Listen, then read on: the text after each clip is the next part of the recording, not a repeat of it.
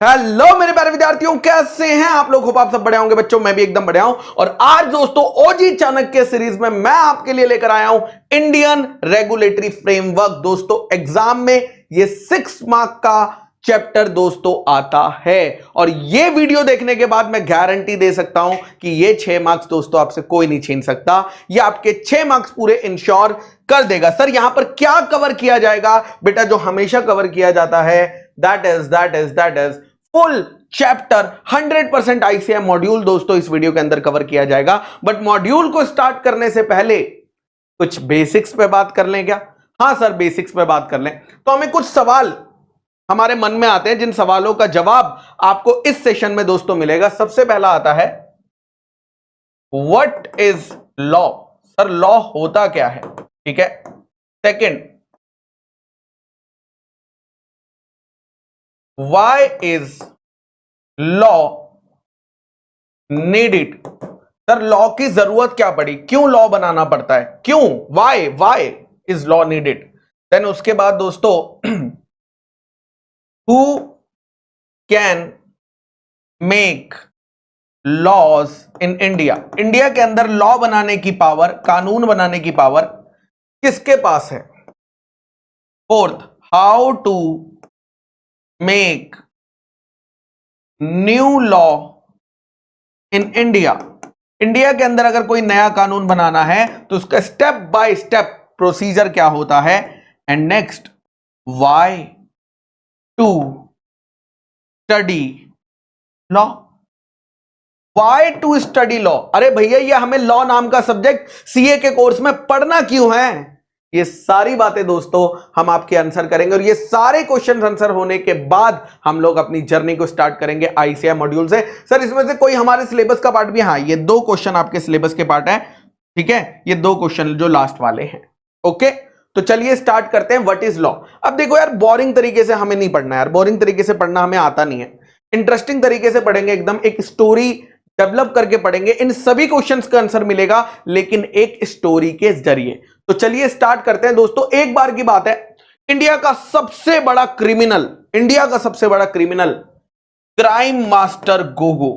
दिख रहा है क्या आप सभी को? क्राइम मास्टर गोगो, जी हां, इंडिया का सबसे बड़ा क्रिमिनल क्राइम मास्टर गोगो दोस्तों अपने गैंग में हायरिंग कर रहा था नए गुंडों की और बड़ी सारी एप्लीकेशंस आई उसके पास गुंडे बनने के लिए और उसमें से एक एप्लीकेशन आई क्राइम मास्टर डोगो की। ये क्राइम मास्टर डोगो इसने कैसे रखा अपना नाम?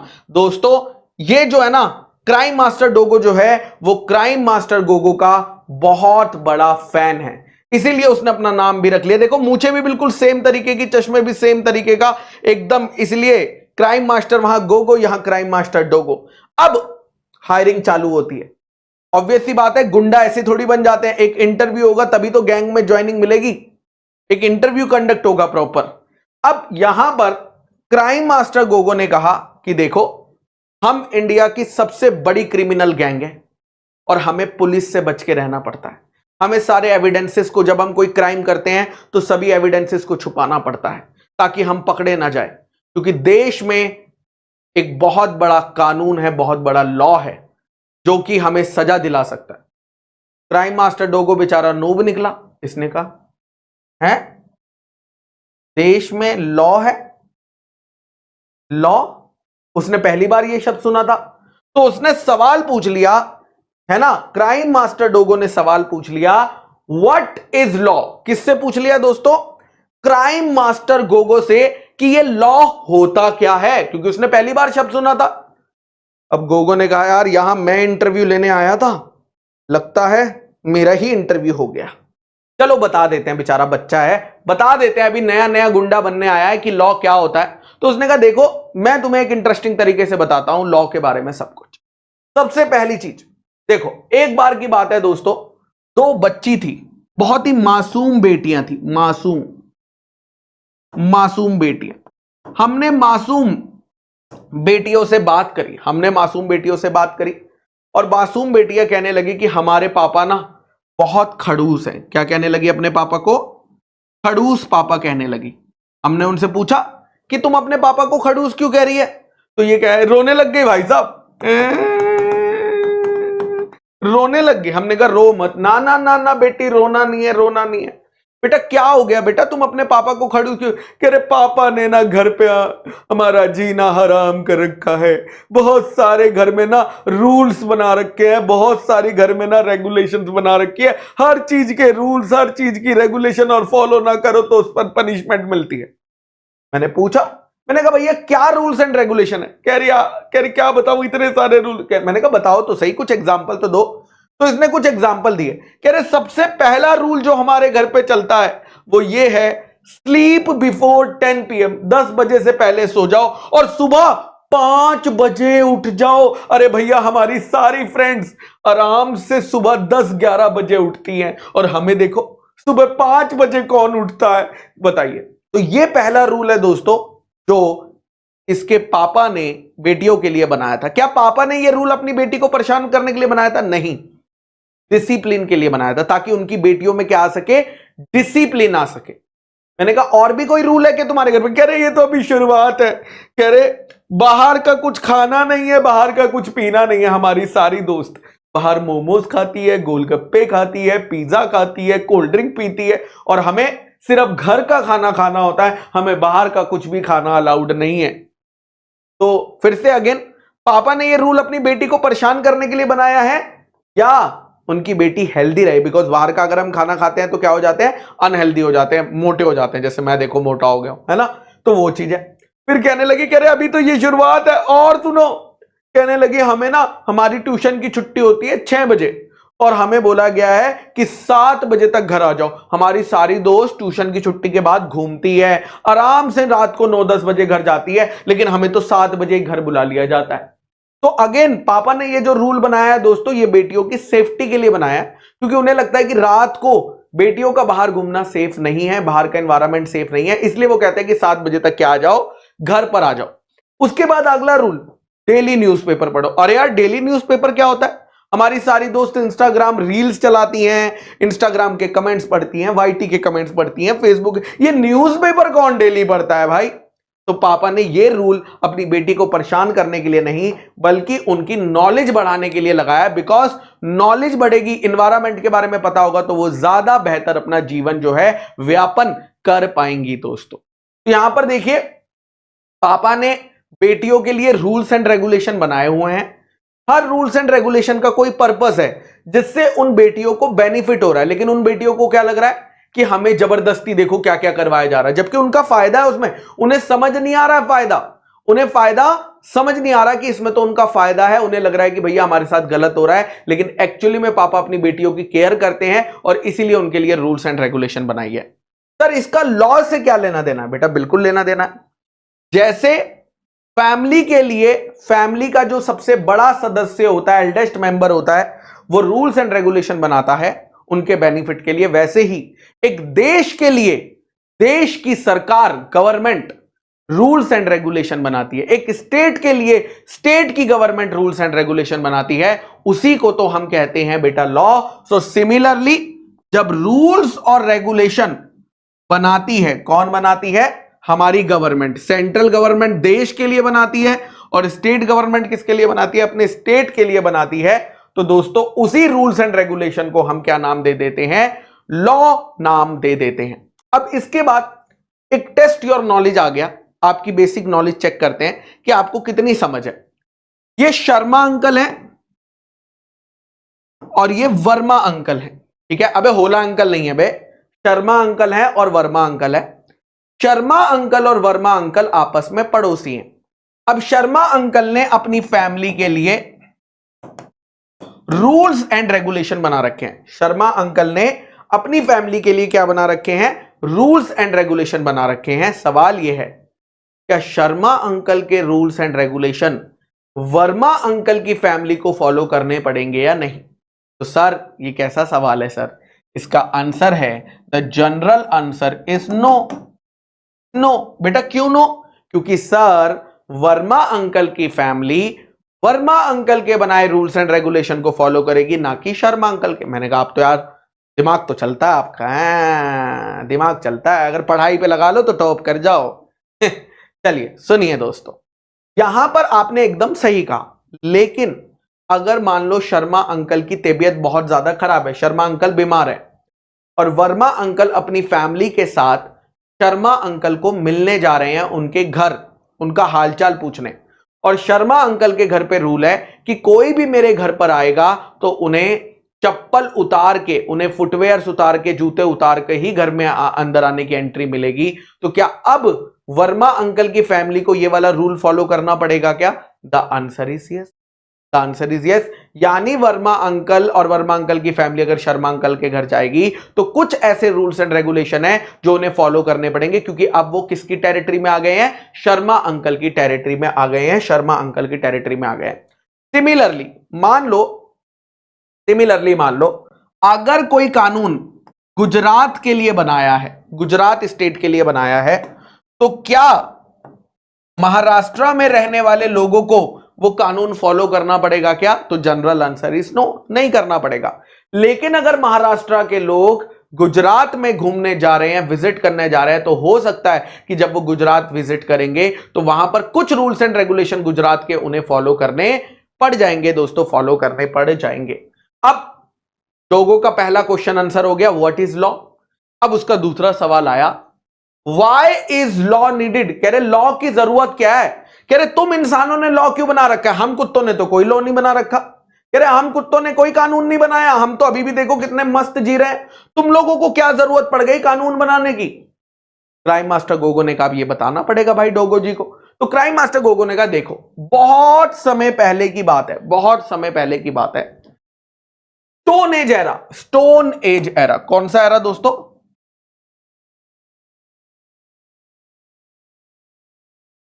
स्टोन एज एरा, जब इंसान अपना काम जो है हाथों और पैरों से करता था, मशीन्स वगैरह नहीं होती थी। इस समय अगर इंसान को एक जगह से दूसरी जगह जाना होता था तो कैसे जाता था? पैदल जाता था। कैसे जाता था? पैदल जाता था बेचारा, एक जगह से दूसरी जगह पैदल जाता था। फिर इंसान डॉग्स की तरह नहीं है, उसके पास एक अच्छा खासा दिमाग है जिससे वो इन्वेंशंस करता है। देख रहे हो कैसे क्राइम मास्टर गोगो ने डोगो के ऊपर सटाक मार दिया कि देखा, कह रहा वो डॉग्स की तरह नहीं है इंसान, वो सोचता है, वो नई नई चीजें सोचता है, नई नई चीजें इन्वेंट करता है। और इंसान ने इन्वेंट किया व्हील, पहिया। और जब दोस्तों इंसान ने पहिया इन्वेंट किया, अब देखो जानवरों के पीछे बांध रखा है ये गाड़ी को और इस पे बैठ के एक जगह से दूसरी जगह जा रहा है। इसमें एनर्जी भी कम लग रही है, पहले एनर्जी वॉकिंग में ज्यादा लगती थी, अब तो जानवर की एनर्जी लग रही है और ज्यादा सामान भी खींच रहा है। बट इंसान यहां नहीं रुका, इंसान ने और इन्वेंशंस किए और इंसान ने एक बहुत बड़ा इन्वेंशन कर दिया, दैट इज मोटर। और जैसे ही इंसान ने मोटर का इन्वेंशन कर दिया तो क्या बन गए दोस्तों? आपका पहिया तो पहले ही बन गया था, तो दोस्तों मोटर व्हीकल्स बन गए। मोटर व्हीकल जैसे कि बाइक आ गई, कार आ गई, बस आ गई, ट्रक आ गई, ये आपकी सारी क्या आ गई दोस्तों? मोटर व्हीकल्स आ गई। और अब देखो कैसे घूम रहा है इंसान अपनी मोटर व्हीकल को लेके। लेकिन मोटर व्हीकल आने से फायदा हुआ क्या? हां बहुत फायदा हुआ।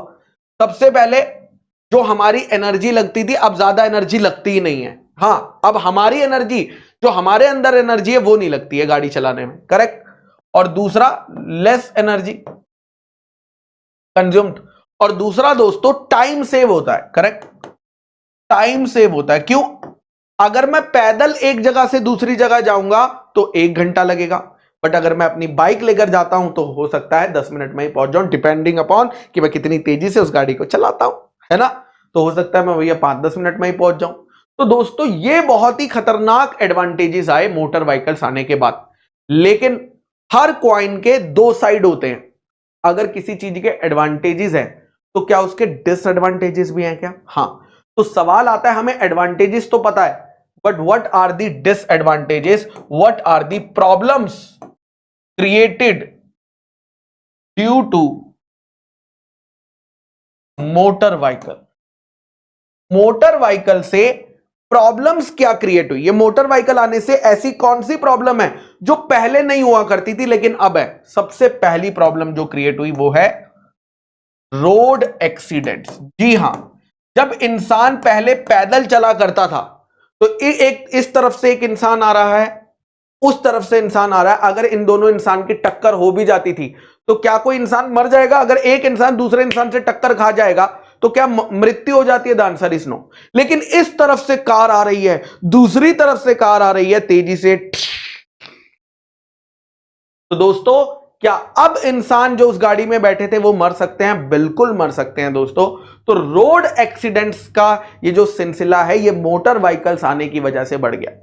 दूसरा प्रॉब्लम जो मैंने देखा है बड़ी बड़ी सिटीज में देखा है, छोटी सिटीज का मुझे अभी नहीं पता वहां इतना प्रॉब्लम आया कि नहीं, बट बड़ी सिटीज में एक बहुत बड़ा प्रॉब्लम है, दैट इज ट्रैफिक। इतनी ज्यादा रोड्स छोटी हैं, गाड़ी बहुत ज्यादा हो गई है, तो अब कई जगह पर ऐसा हो गया ट्रैफिक की वजह से। अगर आप गूगल मैप पे देखोगे कि आप यहां से यहां जाना चाहते हो तो वो दिखा रहा है अगर आप कार से जाओगे तो 60 मिनट लगेगा, और अगर आप वॉक करके जाओगे तो कह रहा है जी 40 मिनट्स लगे। देख रहे हो, मतलब पैदल जाऊंगा तो 40 मिनट और कार से जाऊंगा तो 60 मिनट है। ऐसा कैसे हो सकता है? क्योंकि ट्रैफिक इतना ज्यादा है कि कार हिलेगी नहीं, कार एकदम हल्के हल्के हिल रही है और तुम फटाफट बाजू से पैदल निकल के चले जाओगे। तो ये दोस्तों जिस चीज के लिए हमने गाड़ी को बनाया टाइम बचाने के लिए, बट ट्रैफिक की प्रॉब्लम की वजह से वो तो ज्यादा टाइम लेने लगी है, ज्यादा टाइम लेने लगी है। तो ये प्रॉब्लम्स थी। अब इन प्रॉब्लम्स को सॉल्व करना था, रोड एक्सीडेंट की प्रॉब्लम को, ट्रैफिक की प्रॉब्लम को सॉल्व करना था, और इसीलिए गवर्नमेंट एक कानून लेकर आई जिस कानून का नाम है मोटर व्हीकल एक्ट 1988। कौन सा? Motor vehicle act 1988। इसमें ट्रैफिक की प्रॉब्लम को कैसे सॉल्व किया है?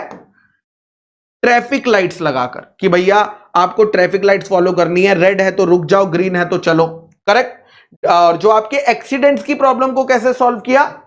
ड्राइविंग लाइसेंस है। ड्राइविंग लाइसेंस यानी पहले आपको एक टेस्ट देना पड़ेगा कि आपको सच में ड्राइविंग सही से करनी आती है या नहीं। अगर आपको सच में ड्राइविंग सही से करनी आती है और आप ये टेस्ट पास हो जाते हो तो ही आपको रोड पर चलाने का लाइसेंस दिया जाएगा। अब आप कहोगे सर ये कानून तो 1988 का है, लेकिन सर ट्रैफिक तो आज भी लगता है, सर एक्सीडेंट्स तो आज भी होते हैं, तो इस कानून से प्रॉब्लम तो सॉल्व हुई नहीं।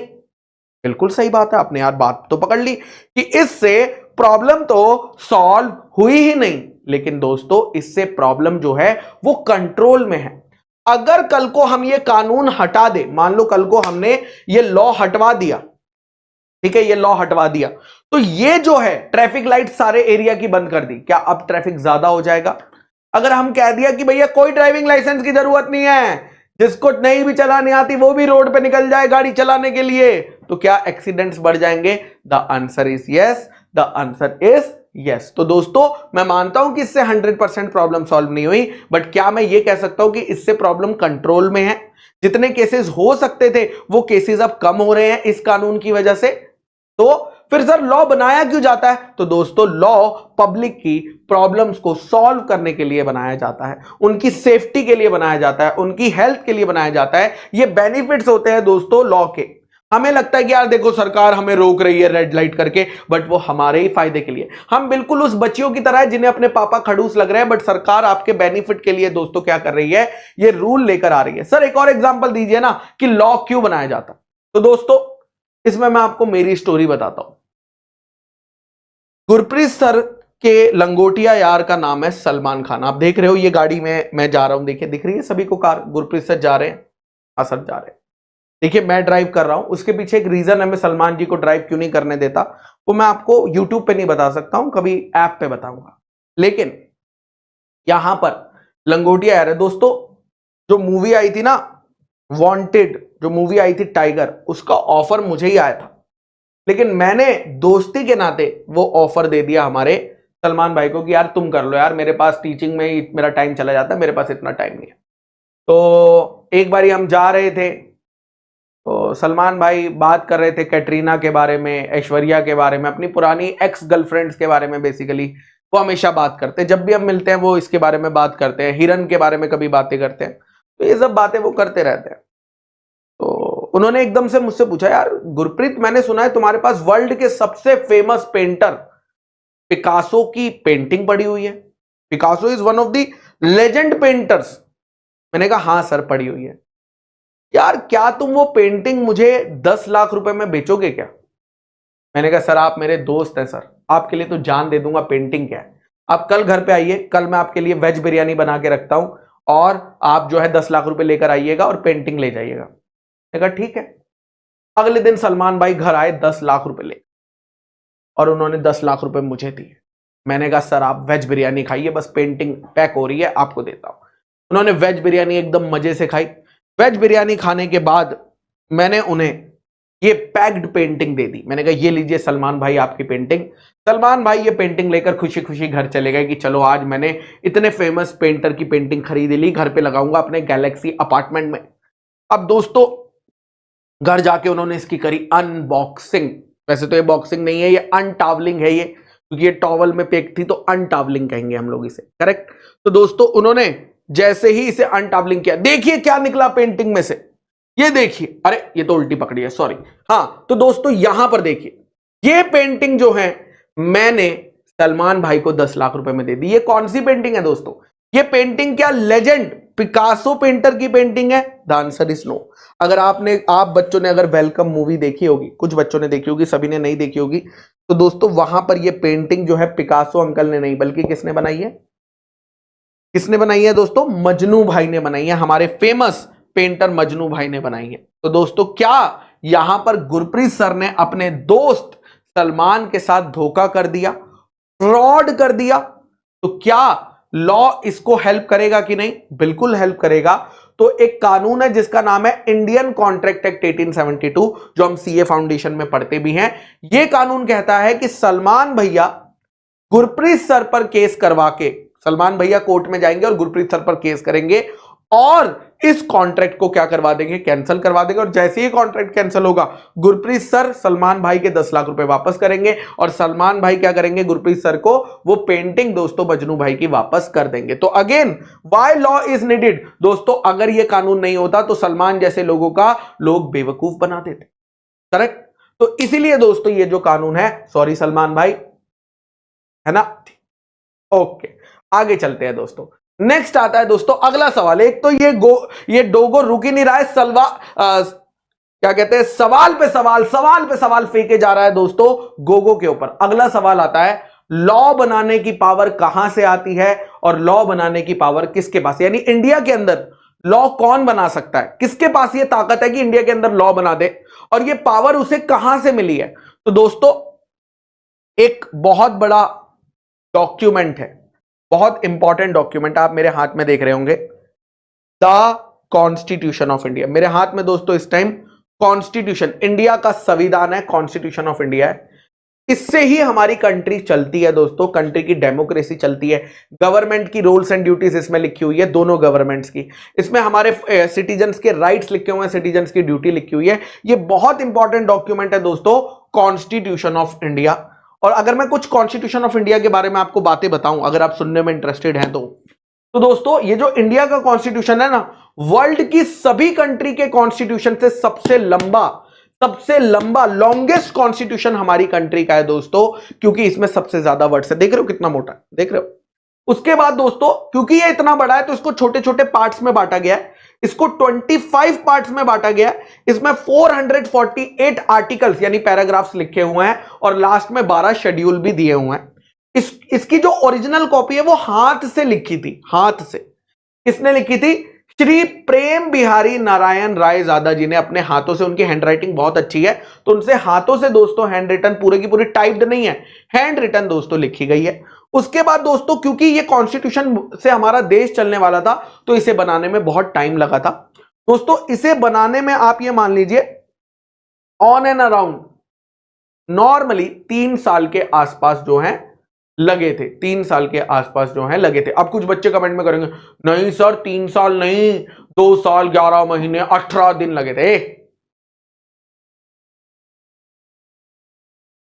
3 साल एवरेज लगे थे। तो दोस्तों जब ये आया 26 जनवरी 1949 को इसे पास किया गया। और इसे कब से लागू किया गया? इसे लागू किया गया 26 जनवरी 1950 को। और उस दिन से दोस्तों हम रिपब्लिक डे मनाने लगे दोस्तों, रिपब्लिक डे मनाने लगे, जिस दिन हमारी छुट्टी भी होती है और कई जगह हमें लड्डू भी देखने को, खाने को मतलब मिलते हैं। देखने को क्या होता है, चलिए आगे चलते हैं दोस्तों। अब सवाल आता है, इस कॉन्स्टिट्यूशन ने लॉ बनाने की पावर किसको दी? तो दोस्तों अगर मैं ओपन करूं आर्टिकल नंबर 245, अगर मैं इसमें आर्टिकल नंबर 245 ओपन करूं, ठीक है, 245, तो यहां पर लिखा है लॉ बनाने की पावर हमने दो लोगों को दी है, एक पार्लियामेंट को दिया। अगर पूरी कंट्री के लिए कानून बनाना है, पूरी कंट्री के लिए या कंट्री के किसी पार्ट के लिए कानून बनाना है, तो पार्लियामेंट कानून बनाता है, ठीक है। और दूसरी पावर इन्होंने दी है स्टेट लेजिस्लेचर को। अगर किसी स्टेट के लिए कानून बनाना है या किसी स्टेट के पार्ट के लिए कानून बनाना है, तो वो पावर दोस्तों स्टेट लेजिस्लेचर के पास है। यानी देश के लिए कानून बनाने की पावर पार्लियामेंट के पास है, और हमारे क्या कहते हैं, स्टेट के लिए कानून बनाने की पावर स्टेट लेजिस्लेचर के पास है। सर पार्लियामेंट में कौन लोग होते हैं, स्टेट लेजिस्लेचर में कौन लोग होते हैं?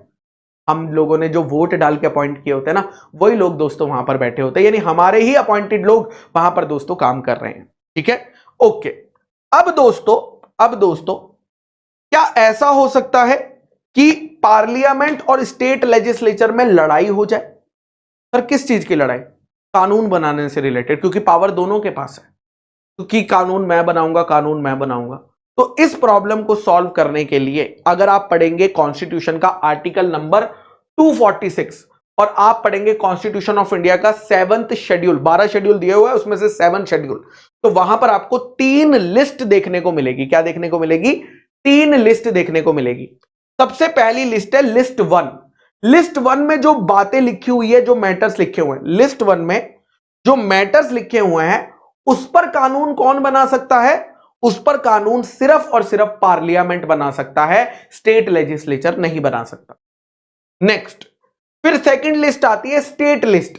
इसमें जो भी मैटर्स लिखे हुए हैं उस पर कानून कौन बना सकता है? उस पर कानून दोस्तों सिर्फ और सिर्फ स्टेट लेजिस्लेचर बना सकता है। और तीसरा दोस्तों लिस्ट 3, कौन करंट लिस्ट या ज्वाइंट लिस्ट, इस पर कानून कौन बना सकता है? इसमें जो भी मैटर्स लिखे हुए हैं उस पर कानून दोस्तों दोनों बना सकते हैं। पार्लियामेंट अपना अलग कानून बना सकती है और स्टेट लेजिस्लेचर अपना अलग कानून बना सकती है। अब आपके मन में एक सवाल आएगा, सर अगर कोई मैटर लिस्ट 1 में भी नहीं लिखा, लिस्ट 2 में भी नहीं लिखा, लिस्ट 3 में भी नहीं लिखा, तो उस पर कानून कौन बनाएगा? तो बेटा उस पर कानून भी पार्लियामेंट ही बनाता है। अगर कोई मैटर तीनों लिस्ट में नहीं लिखा तो उस पर भी कानून कौन बनाएगा दोस्तों? हमारा पार्लियामेंट ही बनाएगा। जैसे अगर मैं बात करूं इनकम पर टैक्स लगाना, यहां पर आता है, यानी इनकम पर टैक्स लगाना यहां पर आता है, ठीक है। अगर दोस्तों लिकर को बैन करना है तो यहां पर आता है। अगर दोस्तों यहां पर स्टैंप ड्यूटी, गवर्नमेंट को स्टैंप ड्यूटी नाम का टैक्स लगाना है तो वो यहां पर दोस्तों आता है, यहां पर दोस्तों आता है। क्राइम मास्टर डोगो अगला सवाल लेकर रेडी है, कह रहे वो सब तो ठीक है, लेकिन लॉ बनाने का प्रोसीजर क्या होता है? अगर इंडिया के अंदर कोई नया लॉ बनाना है तो इंडिया के अंदर कोई नया लॉ कैसे बनाया जाता है? तो ध्यान दीजिएगा दोस्तों, सबसे पहले हम प्रॉब्लम ढूंढते हैं जिसकी वजह से लॉ की जरूरत है। बिकॉज अगर प्रॉब्लम ही नहीं है तो लॉ क्यों बनाना? अगर कोई प्रॉब्लम है जिसकी वजह से लॉ की जरूरत है, जैसे आपने मुझे मोटर व्हीकल्स की प्रॉब्लम बताई थी, traffic, road accident, right? Yes sir. तो दोस्तों यहां पर अब इस प्रॉब्लम को सॉल्व करने के लिए एक ड्राफ्ट बनाया जाएगा, जिस ड्राफ्ट में रूल्स एंड रेगुलेशन होंगे। जिस ड्राफ्ट में क्या होंगे? रूल्स एंड रेगुलेशन होंगे। और इस ड्राफ्ट को बोला जाएगा बिल। यानी हमने क्या बनाया? मोटर व्हीकल बिल बनाया, मोटर व्हीकल बिल बनाया। अब इस मोटर व्हीकल बिल को लेकर जाया जाएगा पार्लियामेंट में। पार्लियामेंट पर इस पर डिस्कशन होगा, इस पर डिबेट होगी, ठीक है। उसके बाद इसे पास कराया जाएगा लोकसभा में, क्योंकि पार्लियामेंट के 3 हिस्से होते हैं। पहला हिस्सा होता है लोकसभा, तो लोकसभा में पास करवाया जाएगा, अप्रूव करवाया जाएगा। उसके बाद लोकसभा में पास होने के बाद हम कहां जाएंगे? राज्यसभा में अप्रूव करवाने जाएंगे। राज्यसभा में अप्रूव होने के बाद इस कानून पर साइन कराया जाएगा, प्रेसिडेंट ऑफ इंडिया का कंफर्मेशन लिया जाएगा, प्रेसिडेंट ऑफ इंडिया का। और जैसे ही प्रेसिडेंट ऑफ इंडिया का कंफर्मेशन मिलेगा, ये अब बिल नहीं रहेगा, अब ये क्या बन जाएगा? मोटर व्हीकल एक्ट बन जाएगा दोस्तों, मोटर व्हीकल एक्ट बन जाएगा। अब कोई नया कानून अगर आ रहा है तो उस नए कानून के बारे में हमें पब्लिक को, जनता को बताने की जरूरत होती है। तो ये कहां बताया जाएगा दोस्तों? The gadget of India, Bharat के राजपत्र में बताया जाएगा। कहां बताया जाएगा? भारत के राजपत्र में, that is official gazette of India के अंदर बताया जाएगा। ये गवर्नमेंट की मैगजीन है और यहां पर यह भी बताया जाएगा कि ये कौन सी तारीख से लागू किया जाएगा। तो अगर आप अपना मॉड्यूल का 1.4 पेज खोलते हो तो वहां पर आपको मिलेगा प्रोसेस ऑफ मेकिंग लॉ, जिसमें हमने सारे पढ़ लिए। देखिए, अगर लॉ को प्रपोज किया गया है पार्लियामेंट में तो इसे पहले बिल बोला जाएगा, इस पर डिस्कशन होगा, इस पर डिबेट होगा, फिर ये लोकसभा में पास होगा, उसके बाद ये राज्यसभा में पास होगा, उसके बाद प्रेसिडेंट ऑफ इंडिया का एसेंट लिया जाएगा, फिर फाइनली इस कानून को गवर्नमेंट नोटिफाई करेगी अपनी मैगजीन में, जिस मैगजीन का नाम है ऑफिशियल गैजेट ऑफ इंडिया। ये लॉ कौन सी तारीख से एप्लीकेबल होगा? जो तारीख नोटिफिकेशन में मेंशन होगी, और एक बार ये नोटिफाई हो जाएगा और इफेक्टिव हो जाएगा, फिर हम इसे बिल नहीं बल्कि पार्लियामेंट का बनाया हुआ एक्ट बोलेंगे दोस्तों, पार्लियामेंट का बनाया हुआ एक्ट बोलेंगे। ठीक है,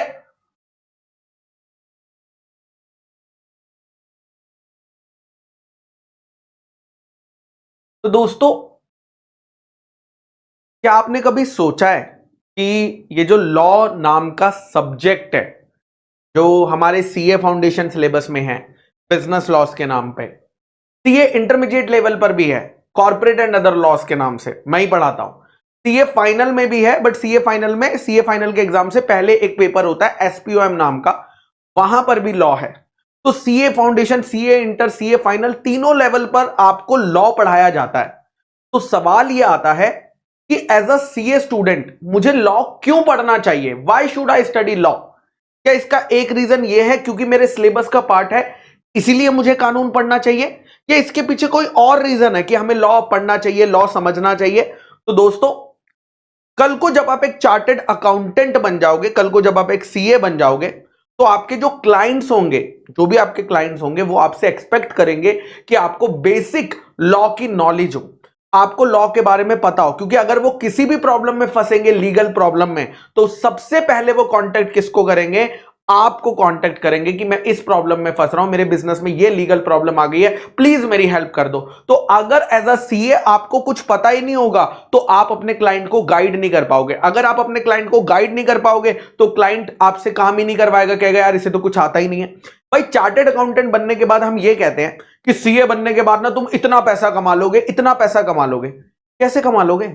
दो ही रीजन है उसके, दो रीजन है जिसकी वजह से चार्टेड अकाउंटेंट ज्यादा पैसा चार्ज कर पाता है। पहला है उसकी नॉलेज।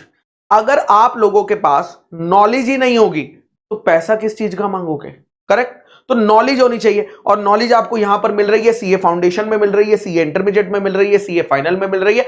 पूरी की पूरी नॉलेज को बटोर लो दोस्तों, आपको सिलेक्टिव स्टडी नहीं करनी है। करेक्ट। सेकंड, आपको जो नॉलेज के बाद आता है जिसकी वजह से पैसा मिलता है, वो है उस नॉलेज को प्रैक्टिकल लाइफ में अप्लाई करना। जो आप अपनी आर्टिकलशिप, जब सीए इंटर के बाद आप 2 साल की आर्टिकलशिप ट्रेनिंग करते हो, तो वहां पर आप इस चीजों को कैसे प्रैक्टिकली अप्लाई करना है वो सीखते हो। तो वहां पर भी आपको सीरियसली करना होता है, ताकि जब आप सीए बनो तो आपको नॉलेज भी हो और उसका प्रैक्टिकल एप्लीकेशन भी पता चले। तब जाकर दोस्तों आप एक अच्छे सीए बनोगे और एक अच्छी खासी फीस जो है डिमांड कर पाओगे अपने क्लाइंट से। तो हमें लॉ क्यों पढ़ना है? क्योंकि हम जो है अपने क्लाइंट की मदद करेंगे। क्लाइंट को अगर कहीं भी हेल्प चाहिए होगी तो वो हमें कॉन्टेक्ट करे कॉन्फिडेंटली। तो यही बात दोस्तों यहां पर लिखी है, देखिए, हैव यू एवर वंडर्ड कि why are you studying this subject called law? क्या तुमने कभी सोचा है? तो देखिए, इज इट ओनली बिकॉज क्योंकि ये तुम्हारे सिलेबस में दिया गया है, या ये इसलिए पढ़ रहे हो क्योंकि तुम्हें जिंदगी में इसकी नॉलेज लगेगी जब तुम आईसीआई के मेंबर बन जाओगे, यानी जब तुम सीए बन जाओगे?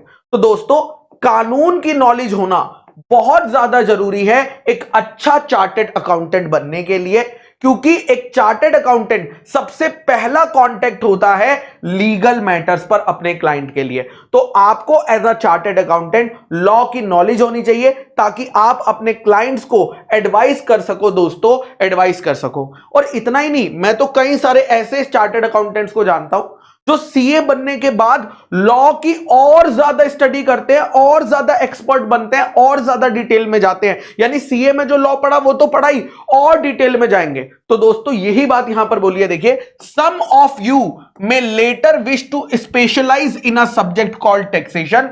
रिमेंबर, टैक्स नाम का जो कानून है वो भी एक तरीके का लॉ ही है, और अगर तुम एक्सपर्ट बनना चाहते हो टैक्सेशन में तो तुम्हें उसकी पहले बेसिक नॉलेज होनी चाहिए। तुम्हें कंट्री में कानून कैसे बनाया जाता है, कंट्री में कैसे कानून चलाया जाता है, इसकी बेसिक नॉलेज होनी चाहिए। अब दोस्तों जो पर्पस है ना इस चैप्टर का, वो ये यहां पर जो रेगुलेटरी फ्रेमवर्क हम पढ़ रहे हैं वो ये है कि भैया पूरे इंडिया के अंदर सेम रूल्स एंड रेगुलेशन चल सके, ताकि जो बिजनेस रिलेशनशिप है और जो पर्सनल रिलेशनशिप है वो सही से दोस्तों काम कर सके, वो सही से दोस्तों काम कर सके। अब लॉ पढ़ने से पहले, आज का लॉ पढ़ने से पहले हमें जाना पड़ेगा हिस्ट्री में कि लॉ आया कहां से है, उसकी हिस्ट्री को समझना पड़ेगा। जैसे जब आप इकोनॉमिक्स पढ़ते हो तो आपको इकोनॉमिक्स की हिस्ट्री पढ़ाई जाती है, तो लॉ की भी हमें हिस्ट्री पढ़नी पड़ेगी। तो दोस्तों अगर हम बहुत साल पहले जाते हैं, ओल्डेस्ट लॉ की बात करते हैं, तो दोस्तों अभी तक जो हमें मिला है सबसे पुराना लॉ है ना, उसका नाम है दोस्तों कोड ऑफ हम्मुराबी। क्या नाम है दोस्तों? Code of Hammurabi. ये देखो आपके सामने एक फोटो दिख रही है आपको, ये एक बहुत बड़ा ब्लैक स्टोन है, एक बहुत बड़ा ब्लैक पत्थर है जिसपे पुरानी लैंग्वेज में 200 प्लस रूल्स एंड रेगुलेशन लिखे हुए हैं, 200 प्लस रूल्स एंड रेगुलेशन लिखे हुए हैं। दोस्तों कानून आज नहीं बना है कि आज की तारीख में कानून, नहीं। जब हम लोग हंटर गैदरर होते थे, जब ह्यूमन जो है एनिमल्स का शिकार करके खाया करता था, तब से लेकर धीरे धीरे इंडस्ट्रियल रेवोल्यूशन आया और आज तब से दोस्तों ये कानून चलता आ रहा है, क्योंकि कानून हमारी मदद करता है सही से चीजों को चलाने में। तो देखिए डाउन दी एजेस, यानी अगर आप बहुत सेंचुरीज पहले चले जाओ तो ये जो इंसान है ये इवॉल्व हुआ है।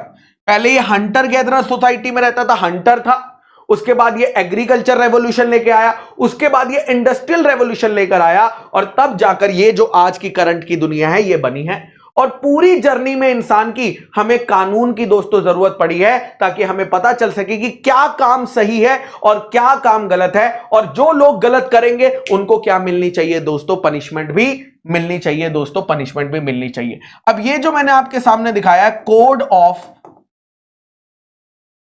Hammurabi, correct, code of Hammurabi जो मैंने आपको दिखाया, क्या कह रहे हैं, अगर हम पुराने एशियंट लॉ की बात करते हैं, एशियंट मतलब बहुत पुराने लॉ की बात करते हैं, तो अभी तक जो हमारे पास इंफॉर्मेशन अवेलेबल है उसके हिसाब से कोड ऑफ हम्मुराबी वर्ल्ड का सबसे पुराना कानून है जो रिटन फॉर्म में अवेलेबल है, जो रिटन फॉर्म में अवेलेबल है। इसे किसने बनाया था? इसे किंग हम्मुराबी ने बनाया था, और क्योंकि इसे राजा हम्मुराबी ने बनाया था इसीलिए इसका नाम क्या रखा गया, कोड ऑफ हम्मुराबी। अब ये जो हम्मुराबी राजा थे ये कौन से शहर के राजा थे? बेबीलोन शहर के दोस्तों ये राजा थे। इन्होंने कौन से ईयर में उस शहर में रूल किया था? तो दोस्तों 1792 बीसी से लेकर 1758 बीसी तक ये क्या कर रहे थे, उस पर रूल कर रहे थे। अब कुछ बच्चों को लगेगा सर ये उल्टा लिखा है, ये 1758 टू 92 होना चाहिए था। बीसी वाले में रिवर्स ही लिखे जाते हैं। बीसी वाले में दोस्तों जो बीसी वाली काउंटिंग होती है ना, उसमें ये वाला ईयर पुराना है और ये वाला लेटेस्ट है, ऐसे ही वहां पर काउंटिंग चलती है, इसलिए ये एकदम सही लिखा हुआ है। अब उस राजा ने किया क्या था? उस राजा ने कार्व करवा दिया था। क्या कार्व करवा दिया था? कोड, पूरा का पूरा कानून एक बल्कि पत्थर पर, एक बहुत बड़े काले पत्थर पर लिखवा दिया था और ऑर्डर किया कि इन काले पत्थरों को पूरे शहर में अलग अलग जगह लगा दो ताकि लोगों को पता चल जाए इस कानून के बारे में। अब दोस्तों कानून के बारे में लोगों को पता चल गया, बट कानून फॉलो हो रहा है कि नहीं फॉलो हो रहा यह भी तो चेक करना पड़ेगा, और इसलिए हम्मुराबी अंकल ने, हम्मुराबी राजा ने जजेस को अपॉइंट किया यह पता करने के लिए कि पब्लिक मेरे बनाए कानून को फॉलो कर रही है या नहीं कर रही है, फॉलो कर रही है या नहीं। तो यह हो गया फर्स्ट ओल्डेस्ट रिटन लॉ। इतने पे खत्म नहीं हुआ, एक और पुराने लॉ की बात करते हैं दोस्तों। ये रहा, यहां पर आपको देखो कितने रूल दिख रहे हैं, 1 2 3 4 5 6 7 8 9 10 11 12। तो यहां पर दोस्तों इस कानून को बोला जाता है 12 टैबलेट्स। क्या नाम बोला जाता है दोस्तों? 12 टेबल्स। क्या बोला जाता है? 12 टेबल्स या 12 टैबलेट्स दोस्तों इस कानून को बोला जाता है। यह कानून कहां पर आया था दोस्तों? 450 बीसी में यह कानून बनाया गया था दोस्तों रोम शहर में। कहां बनाया गया था? रोम शहर में। और इसको, इस कानून को 12 अलग अलग टैबलेट्स पर लिखा गया था ब्रॉन्ज मेटल की, इसीलिए इसको 12 टैबलेट्स 12 टेबल बोला जाता है, क्योंकि ये अलग अलग टैबलेट्स पर दोस्तों लिखा गया था। और ये वाला जो कानून है ना, ये सबसे डिटेल्ड कोड था, मतलब उस टाइम का ओल्डेस्ट सबसे ज्यादा डिटेल्ड कानून था सिविलाइजेशन का।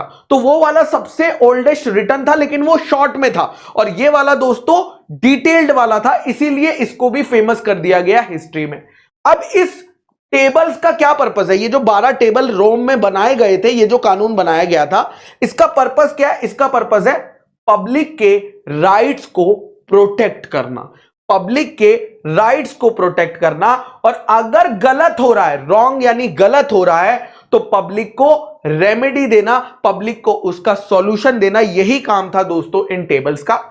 सारे रोम के सिटीजन्स को, जितने भी लोग रोम में रहते थे, हम ये एज्यूम करते थे कि उनको इस कानून के बारे में पता है।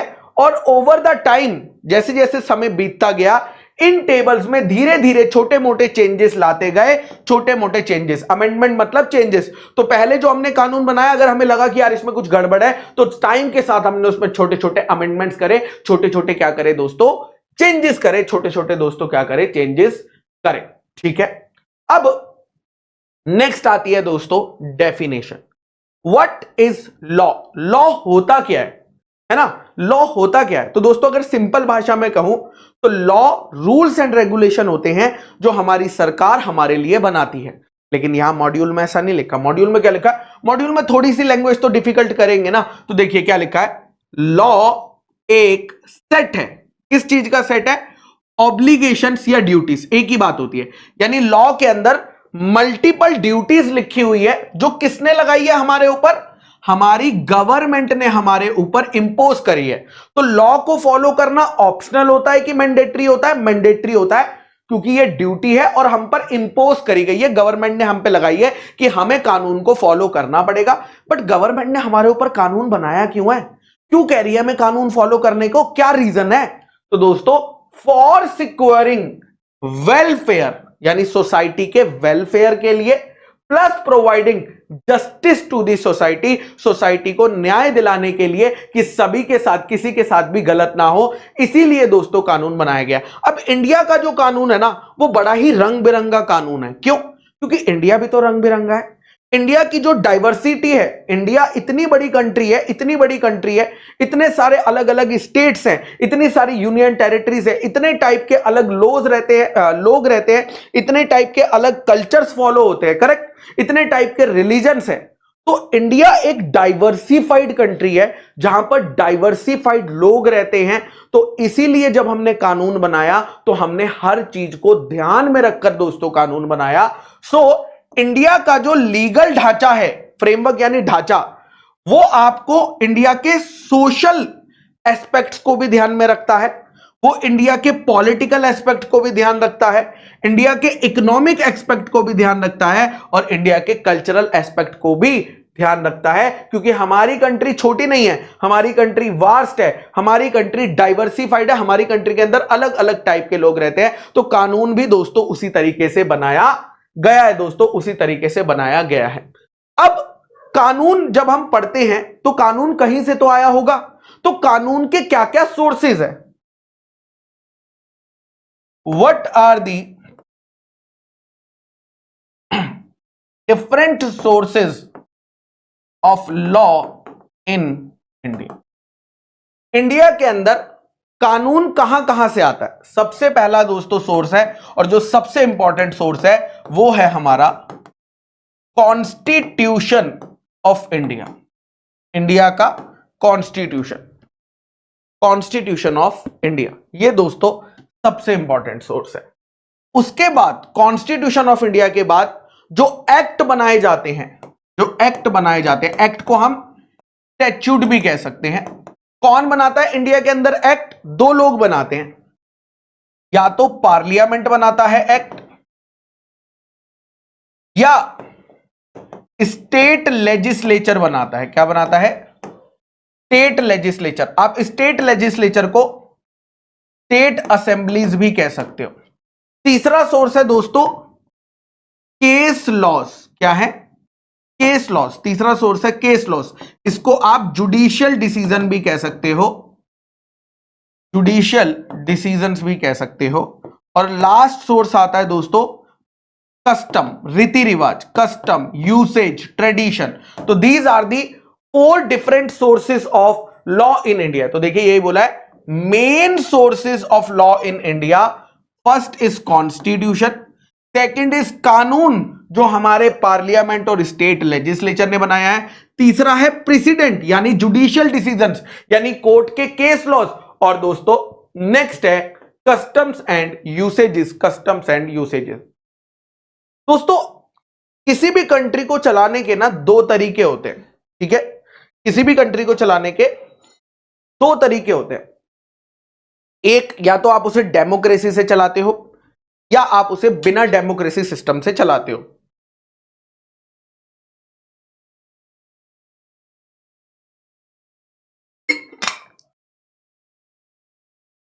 तो इंडिया को दोस्तों कैसे चलाया गया है? क्योंकि इंडिया को चलाया जाता है दोस्तों पार्लियामेंट्री डेमोक्रेसी सिस्टम से। हमारे यहां पर कॉन्स्टिट्यूशन है दोस्तों, ये जो कॉन्स्टिट्यूशन ऑफ इंडिया है ना, ये मेन सोर्स है। इंडिया के अंदर जितने भी कानून बनते हैं उसकी मेन पावर दोस्तों हमारे कॉन्स्टिट्यूशन ऑफ इंडिया से आती है। अब कॉन्स्टिट्यूशन ऑफ इंडिया तो ठीक है, बट इंडिया के अंदर हमने कहा कि कानून बनाने की पावर पार्लियामेंट के पास है और स्टेट लेजिस्लेचर के पास है। बट पार्लियामेंट में कौन लोग बैठते हैं, स्टेट लेजिस्लेचर में कौन लोग बैठते हैं? जो हमारे लिए कानून बना रहे हैं।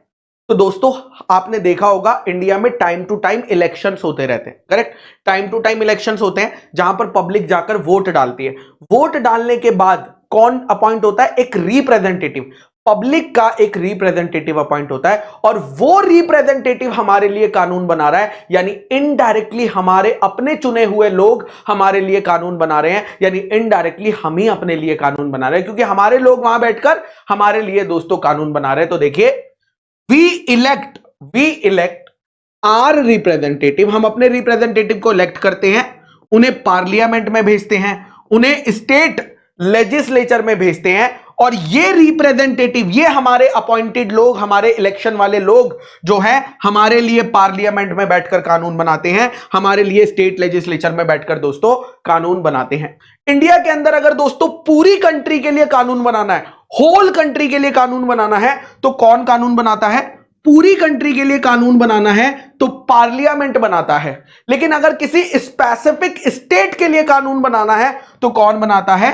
स्टेट लेजिस्लेचर जो है वो दोस्तों स्टेट के लिए कानून बनाता है, स्टेट के लिए दोस्तों कानून बनाता है। अब इतना बड़ा डॉक्यूमेंट है कॉन्स्टिट्यूशन ऑफ इंडिया, इतना इंपॉर्टेंट डॉक्यूमेंट है इंडिया का, क्या बताएं, है ना, कॉन्स्टिट्यूशन ऑफ इंडिया, जिससे पूरा देश चलता है, जिससे देश की सरकार चलती है। इंडिया में कॉन्स्टिट्यूशन ऑफ इंडिया से ऊपर कुछ भी नहीं है। लेकिन यह आया था 26 जनवरी 1950 में। कब आया था दोस्तों? 26 जनवरी 1950। आप रिपब्लिक डे भी मनाते हो दोस्तों। तो ये जो कॉन्स्टिट्यूशन ऑफ इंडिया है, ये अपने साथ एक और चीज भी लाया था। इंडिया का सबसे टॉप कोर्ट का नाम आपको पता है क्या? That is supreme court of India. Supreme court of India India का सबसे टॉप का कोर्ट है, वो भी दोस्तों इस कॉन्स्टिट्यूशन से ही आया है। अब कॉन्स्टिट्यूशन से पहले क्या हुआ करता था? कॉन्स्टिट्यूशन तो यहां पर आया, क्या कॉन्स्टिट्यूशन ऑफ इंडिया से पहले भी कुछ हुआ करता था? यस, हुआ करता था दोस्तों। क्या हुआ करता था सर? इससे पहले हुआ करता था government of India act 1935। Government of India act 1935 हुआ करता था दोस्तों। और ये किसके पार्लियामेंट ने बनाया था? उस टाइम पे दोस्तों हमारा देश आजाद नहीं था, तो यहां पर दोस्तों ब्रिटिश के पार्लियामेंट ने यह बनाया था दोस्तों, ब्रिटिश के पार्लियामेंट ने यह कानून बनाया था। लेकिन जब कॉन्स्टिट्यूशन ऑफ इंडिया आ गया तो यह वाला कानून हट गया और फिर हम कॉन्स्टिट्यूशन ऑफ इंडिया को फॉलो करने लग गए। दोस्तों सुप्रीम कोर्ट ऑफ इंडिया आने से पहले हमारे पास एक कोर्ट हुआ करता था जिसका नाम है फेडरल कोर्ट, जिसका नाम है फेडरल कोर्ट। लेकिन बाद में फेडरल कोर्ट को रिप्लेस कर दिया, किसने रिप्लेस कर दिया? आज के सुप्रीम कोर्ट ऑफ इंडिया ने दोस्तों रिप्लेस कर दिया दोस्तों, रिप्लेस कर दिया। तो देखिए the government of India act 1935 जो कि पास किया था पार्लियामेंट ने, किसके पार्लियामेंट ने? यूनाइटेड किंगडम यानी ब्रिटिशर्स के पार्लियामेंट ने। ये प्रीकर्सर है, प्रीकर्सर मतलब ये पहले आया था, किससे? कॉन्स्टिट्यूशन ऑफ इंडिया से पहले आया था और कॉन्स्टिट्यूशन ऑफ इंडिया ने आकर इसे हटा दिया। इसके अंदर दोस्तों ये जो गवर्नमेंट ऑफ इंडिया एक्ट हुआ करता था, इसके अंदर कैरेक्टरिस्टिक्स थी जिससे हमारी जो गवर्नमेंट का टाइप था वो यूनिटरी से क्या हो गया दोस्तों? फेडरल हो गया। जैसे अगर मैं आपको ये मैप दिखाऊं, वर्ल्ड का मैप, इसमें आपको दो कलर्स दिख रहे हैं, एक ब्लू कलर दिख रहा है और एक ग्रीन कलर दिख रहा है। ब्लू कलर का मतलब है यहां पर सिंगल गवर्नमेंट है, इसको बोलते हैं यूनिटरी गवर्नमेंट, यानी यहां पर सेंट्रल गवर्नमेंट है। लेकिन जहां पर आपको ग्रीन कलर दिख रहा है ना, वहां पर है फेडरल सिस्टम, वहां पर सिंगल गवर्नमेंट नहीं है, वहां पर डबल गवर्नमेंट है। मतलब एक सेंट्रल गवर्नमेंट है और सेंट्रल गवर्नमेंट के साथ हर एरिया की, हर स्टेट की अलग गवर्नमेंट है। तो इंडिया के अंदर हम कौन सा फॉलो करते हैं? अगर आप इंडिया को देखोगे तो इंडिया ग्रीन में आता है, यानी इंडिया कौन सा स्टेट है? फेडरल कंट्री है। यस, तो India is a federal country जहां पर दोनों लेवल पर सरकार है। एक सरकार है सेंट्रल गवर्नमेंट और स्टेट की अपनी अपनी सरकार भी है, that is state government, that is state government. तो दोस्तों इसी कानून ने हमारे यूनिटरी को क्या कर दिया था? फेडरल में कन्वर्ट कर दिया था। अब दोस्तों यहां पर जैसे ये कानून आया तो पावर्स किसके बीच में बांट दी गई? दो लोगों के बीच में बांट दी गई। एक तो सेंट्रल गवर्नमेंट को कुछ पावर दे दी और एक स्टेट गवर्नमेंट को कुछ पावर दे दी, ताकि बाद में झगड़े ना हो, ताकि बाद में झगड़े ना हो। 1937 के अंदर हमने एक फेडरल कोर्ट लाया जिसका काम था केसेस को सुनना और एडवाइस करना, जिसका काम था केसेस को सुनना और एडवाइस करना। ये जो कोर्ट था ये सिविल केसेस भी सुनता था, ये क्रिमिनल केसेस भी सुनता था और ये दोस्तों एडवाइस भी करता था। हमारी जो मैनेजमेंट थी उसको दोस्तों, गवर्नर जनरल जो होते थे उनको एडवाइस भी करता था। अब फेडरल कोर्ट ये जो बनाया गया था 1937 में, ये कितने साल चला? 12 साल तक चला दोस्तों ये कोर्ट, और इसने 151 केसेस सुने थे। बहुत ही कम होते हैं आज की तारीख में देखा जाए, बट 151 केसेस सुने थे और बाद में इस फेडरल कोर्ट को सप्लेंटेड कर दिया, यानी रिप्लेस कर दिया हमारे current supreme court of India ने। और सुप्रीम कोर्ट ऑफ इंडिया क्या है दोस्तों? एपेक्स कोर्ट है। एपेक्स यानी टॉप मोस्ट, एपेक्स यानी टॉप मोस्ट कोर्ट है दोस्तों। आज की तारीख में सबसे ऊपर जो कोर्ट है उसको बोलते हैं supreme court of India, supreme court of India. अब गवर्नमेंट ऑफ इंडिया एक्ट जो था वो चला गया और 1950 में कॉन्स्टिट्यूशन ऑफ इंडिया आ गया, कॉन्स्टिट्यूशन ऑफ इंडिया आ गया। अब ये जो कॉन्स्टिट्यूशन ऑफ इंडिया है ये सबसे इंपॉर्टेंट कानून है जो बताता है कि हमारा डेमोक्रेसी कैसे काम करेगा। डेमोक्रेसी कैसे काम करेगी? डेमोक्रेसी को क्या बोला जाता है? For the people, by the people. ये काम कैसे करेगा? अब अगर आपने कॉन्स्टिट्यूशन ऑफ इंडिया कभी पढ़ा हो, मुझे नहीं लगता आपने पढ़ा होगा, तो उसमें कुछ बातें बताई गई है, जैसे हर इंडियन सिटीजन के फंडामेंटल राइट्स क्या है, बेसिक राइट्स क्या है, वो आपको कॉन्स्टिट्यूशन ऑफ इंडिया में लिखे हैं। आपकी फंडामेंटल ड्यूटीज क्या है, वो कॉन्स्टिट्यूशन ऑफ इंडिया में लिखी है। गवर्नमेंट की क्या क्या ड्यूटीज है, कॉन्स्टिट्यूशन ऑफ इंडिया में लिखी है। तो यही बात देखिए यहां पर लिखी है कि कॉन्स्टिट्यूशन ऑफ इंडिया में बताया गया है कि भैया फंडामेंटल राइट्स क्या होते हैं, उस फंडामेंटल राइट्स को कैसे प्रोटेक्ट किया जाएगा, plus constitution of India fundamental duties भी बताता है और फंडामेंटल ड्यूटीज जो है गवर्नमेंट की भी बताता है। सेंट्रल गवर्नमेंट की भी कॉन्स्टिट्यूशन ऑफ इंडिया में लिखी है और स्टेट गवर्नमेंट की भी दोस्तों लिखी हुई है, और इंडिया के जितने भी कानून हैं वो सारे एक दूसरे से दोस्तों कनेक्टेड है। अब कॉन्स्टिट्यूशन ऑफ इंडिया ने लॉ बनाने की पावर दो लोगों में बांट दी, एक पार्लियामेंट को पावर दे दी और एक स्टेट को पावर दे दी। करेक्ट, स्टेट लेजिस्लेचर को पावर दे दी। अब इन दोनों के बीच में लड़ाई हो सकती थी लॉ बनाने के लिए, तो हमने क्या किया, 3 लिस्ट बना दी, लिस्ट 1, लिस्ट 2, लिस्ट 3। लिस्ट 1 पर कानून कौन बनाएगा? Only parliament. लिस्ट 2 पर कानून कौन बनाएगा? Only state legislature. और लिस्ट 3 पर कानून कौन बनाएगा? दोनों दोस्तों बना सकते हैं, दोनों दोस्तों बना सकते हैं। सो जिन लोगों ने कॉन्स्टिट्यूशन लिखा उन्होंने डिसाइड किया कि वो लॉ बनाने की पावर बांटना चाहते हैं सेंट्रल और स्टेट गवर्नमेंट ने, और इसलिए इंडिया के कॉन्स्टिट्यूशन में आपको 3 लिस्ट देखने को मिलती है। पहली लिस्ट का नाम है सेंट्रल लिस्ट, जिसमें आपका पार्लियामेंट कानून बनाता है। दूसरी लिस्ट का नाम है स्टेट लिस्ट, जिस पर स्टेट लेजिस्लेचर कानून बनाता है। और तीसरी लिस्ट का नाम है दोस्तों ज्वाइंट लिस्ट, जिस पर दोनों दोस्तों कानून बना सकते हैं। दोस्तों दोनों कानून बना सकते हैं। अब इन्होंने कहा चलो हम एग्जाम्पल देते हैं। जैसे पार्लियामेंट की जो सेंट्रल लिस्ट है उसमें एक एंट्री आती है इनकम टैक्स की। तो इनकम पर टैक्स लगाने की जो पावर है, इनकम पर टैक्स लगाने का जो कानून लाने की पावर है, वो हमारे पार्लियामेंट के पास है। और इसीलिए आप जब सीए इंटरमीडिएट में आओगे तो आप एक एक्ट पढ़ोगे, इनकम टैक्स एक्ट 1961। हाउएवर अब ये एक्ट भी हटने वाला है, इसकी जगह नया एक्ट आ जाएगा दोस्तों, इनकम टैक्स एक्ट। ये वाला भी हटने वाला है, अब लेटेस्ट एक्ट आ रहा है तो वो लगेगा। बट ये पावर किसके पास है? पार्लियामेंट के पास है, क्योंकि ये कहां लिखा हुआ है?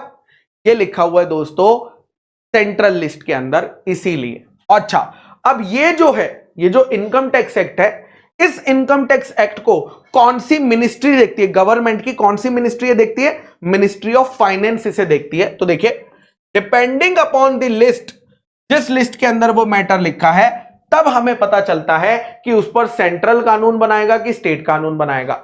जैसे एग्जांपल, इनकम टैक्स एक सेंट्रल सब्जेक्ट है, यानी सेंट्रल लिस्ट में लिखा है, इसीलिए पूरे इंडिया के अंदर हमें इनकम टैक्स पर सिर्फ एक ही कानून देखने को मिलता है, जो कि हमारी सेंट्रल गवर्नमेंट ने लगाया हुआ है। फिर दोस्तों अगर आप देखते हो, एक और टैक्स है जिसका नाम है स्टैंप ड्यूटी। गवर्नमेंट जो है स्टैंप ड्यूटी नाम का टैक्स लगाती है। तो ये जो स्टैंप ड्यूटी टैक्स है ना, ये लिखा हुआ है कॉनकरेंट लिस्ट में। और क्योंकि ये कॉनकरेंट लिस्ट में लिखा हुआ है, इसीलिए इस पर कानून कौन लगाएगा? इसीलिए इस पर कानून कौन लगाएगा? दोनों लगाएंगे। पार्लियामेंट भी कानून बनाएगा और दोस्तों स्टेट लेजिस्लेचर भी बनाएगा। तो आपको स्टैंप एक्ट मल्टीपल मिलेंगे। जैसे एक स्टैंप एक्ट है इंडियन स्टैंप एक्ट, जो पार्लियामेंट ने बनाया है, लेकिन आपको हर स्टेट का अलग स्टैंप एक्ट भी मिलेगा। यूपी का स्टैंप एक्ट अलग है, महाराष्ट्र का स्टैंप एक्ट अलग है, जो कि स्टेट लेजिस्लेचर ने बनाया है। तो देखिए, स्टैंप ड्यूटी को लेवी यानी लगाना, यह एग्जाम्पल है दोस्तों कॉन्करेंट लिस्ट का। इस पे सेंट्रल गवर्नमेंट और स्टेट गवर्नमेंट दोनों मिलकर कानून बनाते हैं। पार्लियामेंट ने बनाया है इंडियन स्टैंप एक्ट, और स्टेट लेजिस्लेचर ने अपने स्टेट के लिए जो भी एक्ट बनाया है अपना, वो वाला दोस्तों फॉलो किया जाएगा, वो वाला दोस्तों फॉलो किया जाएगा। नेक्स्ट आता है दोस्तों, नेक्स्ट आता है types of laws in India. Types of laws in India. India के अंदर कितने टाइप के लॉज हैं? तो सबसे पहला आता है क्रिमिनल लॉज, दूसरा आता है सिविल लॉज, तीसरा आता है कॉमन लॉज, और चौथा आता है नेचुरल जस्टिस। Natural justice. सबसे पहले हम लोग पढ़ेंगे दोस्तों क्रिमिनल लॉज के बारे में। क्रिमिनल लॉ किस चीज से डील करता होगा? क्राइम से। क्राइम जैसे कि क्या क्या होता है क्राइम? इंडिया के अंदर किस चीज को क्राइम माना जाता है? मर्डर करना क्राइम है। इंडिया के अंदर मर्डर करना क्राइम है, उसकी पनिशमेंट होती है। इंडिया के अंदर रेप करना क्राइम है, थेफ्ट चोरी करना क्राइम है, किसी के साथ फ्रॉड करना क्राइम है, किसी के साथ चीटिंग करना क्राइम है, किसी के साथ असॉल्ट, असॉल्ट मतलब धमकी वगैरह देना कि भाई मैं तुझे मार दूंगा, मारना नहीं, उसे डराना कि भाई मैं तेरे साथ ये कर दूंगा, दैट इज असॉल्ट। तो ये सारी चीजें दोस्तों क्या है? एग्जाम्पल हैं क्रिमिनल ऑफेंसेस के। दीज आर दी क्राइम्स जिसके लिए अगर हम ये काम गलत काम करते हैं तो इसके लिए सजा भी बताई जाती है। अब दोस्तों ये जो क्रिमिनल लॉज है ना, ये दो मेन कानून से चलते हैं। इंडिया के अंदर क्रिमिनल लॉ के दो मेन कानून है। एक का नाम है इंडियन पैनल कोड। एक का नाम क्या है? Indian panel code, IPC. इस कानून के अंदर आपको तीन चीजें बताई गई हैं। सबसे पहला बताया गया है लिस्ट ऑफ क्राइम, क्राइम की लिस्ट कि इंडिया के अंदर किस किस चीज को क्राइम माना जाएगा वो। सेकंड, क्राइम का नेचर, ये क्राइम को बड़ा क्राइम माना जाएगा या छोटा क्राइम माना जाएगा, क्राइम का नेचर। और तीसरा उसकी पनिशमेंट, उसकी पनिशमेंट। तो इंडियन पैनल कोड के अंदर दोस्तों ये तीन चीजें बताई गई है। हाउएवर इंडियन पैनल कोड को अब रिप्लेस करके उसकी जगह पर नया कानून आ चुका है जिसका नाम है भारतीय न्याय संहिता। क्या नाम है? भारतीय न्याय संहिता। बट अभी तक दोस्तों मॉड्यूल में चेंज नहीं हुआ है, ठीक है, कोई बात नहीं। नेक्स्ट आता है दोस्तों एक और कानून आता है क्रिमिनल लॉज में, that is code of criminal procedure 1973। Code of criminal procedure 1973, जिसके अंदर डिटेल्ड प्रोसीजर बताया गया है कि किसी के ऊपर अगर क्रिमिनल आरोप लगता है, क्राइम का आरोप लगता है, तो उसकी सुनवाई कैसे होगी, उसका केस कैसे चलेगा, उसको फाइनली पनिशमेंट कैसे दी जाएगी, यानी कोर्ट में उसका केस कैसे चलने वाला है, एविडेंस, सारी चीजें दोस्तों यहां पर आपको देखने को मिलेगी। बट ये वाला कानून भी अब रिप्लेस हो चुका है भारतीय नागरिक सुरक्षा संहिता से दोस्तों, इससे दोस्तों रिप्लेस हो चुका है, बट मॉड्यूल में अभी भी नहीं हुआ है। तो यही बात यहां पर बोली है, देखिए इंडियन पेनल कोड के अंदर आपको क्राइम बताया जाएगा, नेचर बताया जाएगा, पनिशमेंट बताई जाएगी, और क्रिमिनल प्रोसीजर कोड के अंदर आपको डिटेल्ड प्रोसीजर बताया जाएगा उस पनिशमेंट को देने का। तो दोस्तों क्रिमिनल लॉ किससे डील करता है? क्राइम से डील करता है। वो डील करता है अगर आपने कोई कानून तोड़ा, अगर आपने कोई पब्लिक रॉन्ग कर दिया, क्या कर दिया? पब्लिक रॉन्ग कर दिया, तो उसकी पनिशमेंट कितनी मिलेगी, क्रिमिनल लॉ दोस्तों उसके बारे में बात करता है। फिर आता है दोस्तों civil laws. As a chartered accountant हमारे लिए क्रिमिनल लॉ इंपॉर्टेंट नहीं होता, हमारे लिए सिविल लॉज इंपॉर्टेंट होता है। सिविल लॉज में दोस्तों क्या बात करी जाती है? झगड़ों के बारे में। अगर दो लोगों के बीच में झगड़ा हो गया, अगर दो ऑर्गेनाइजेशंस के बीच में झगड़ा हो गया, अगर ऑर्गेनाइजेशन और गवर्नमेंट्स के बीच में झगड़ा हो गया, तो उस झगड़े को सुलझाने का काम सिविल लॉज का होता है दोस्तों। सिविल लॉज डील करते हैं डिस्प्यूट को सॉल्व कर, यहां पे पनिशमेंट नहीं होती, यहां पे झगड़े को दोस्तों सुलझाया जाता है। सिविल में भी ऑफेंसेस होते हैं। क्या ऑफेंसेस होते हैं? जैसे कि अगर आपने ब्रीच ऑफ कॉन्ट्रैक्ट कर दिया, हमने कॉन्ट्रैक्ट किया और कॉन्ट्रैक्ट करने के बाद उसे फुलफिल नहीं किया, या non delivery of goods, promise किया था गुड्स डिलीवर करेंगे बट डिलीवरी नहीं करी, या नॉन पेमेंट ऑफ ड्यूज, जिस तारीख को पैसा देना था उस तारीख को पैसा नहीं दिया, सेलर का नाम बदनाम कर दिया, और लैंडलॉर्ड और टेनेंट में लड़ाई हो गई। दोस्तों ये सारी चीजें जो है सिविल लॉज के अंदर आती है। यहां पर फोकस पनिशमेंट देने पर नहीं है, सिविल लॉज का फोकस पनिशमेंट देने पे नहीं है, बल्कि डिस्प्यूट को सुलझाने के लिए है। So civil law focuses on dispute resolution rather than punishment. जैसे दोस्तों क्रिमिनल लॉ में कोड ऑफ क्रिमिनल प्रोसीजर था, वैसे ही दोस्तों सिविल लॉ में कोड ऑफ सिविल प्रोसीजर है, जिसमें बताया गया है कि सिविल से रिलेटेड केसेस को कैसे चलाया जाएगा दोस्तों, कैसे चलाया जाएगा। अब ये जो सिविल लॉज होते हैं ना, ये अलग अलग टाइप के होते हैं। जैसे कि एक टाइप होता है कॉन्ट्रैक्ट से रिलेटेड कानून, जो आप पढ़ोगे, कॉन्ट्रैक्ट एक्ट पढ़ोगे, सेल ऑफ गुड्स एक्ट पढ़ोगे, पार्टनरशिप एक्ट पढ़ोगे, तो ये कॉन्ट्रैक्ट से रिलेटेड कानून होते हैं। दूसरा होता है फैमिली लॉ से रिलेटेड, फैमिली से रिलेटेड कानून वो आते हैं। प्रॉपर्टी से रिलेटेड कानून और लॉ ऑफ टोर्ट, ये सारे किसके बच्चे हैं दोस्तों? ये सारे सिविल लॉज के ही बच्चे हैं। तो देखिए क्या बोला है, मैटर्स ऑफ डिस्प्यूट, अगर डिस्प्यूट हो जाता है इंडिविजुअल्स में, अगर डिस्प्यूट हो जाता है ऑर्गेनाइजेशंस में, तो उसको हम सिविल लॉ में डील करते हैं।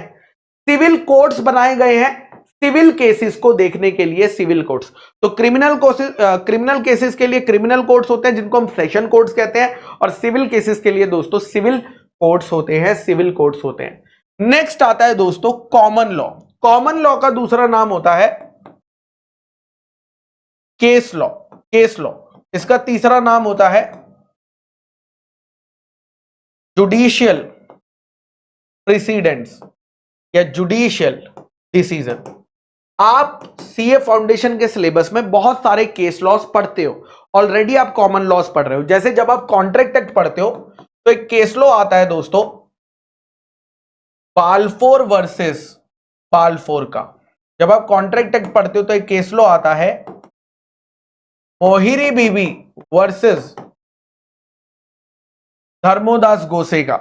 जब आप कंपनीज एक्ट पढ़ते हो तो एक केस लॉ आता है सैलेमोन वर्सेस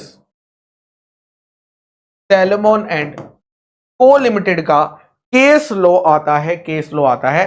तो यही बात यहां पर बोली है कि जो जुडिशियल डिसीजन है, जो केस लॉ है, उन्हीं को हम कॉमन लॉ कहते हैं।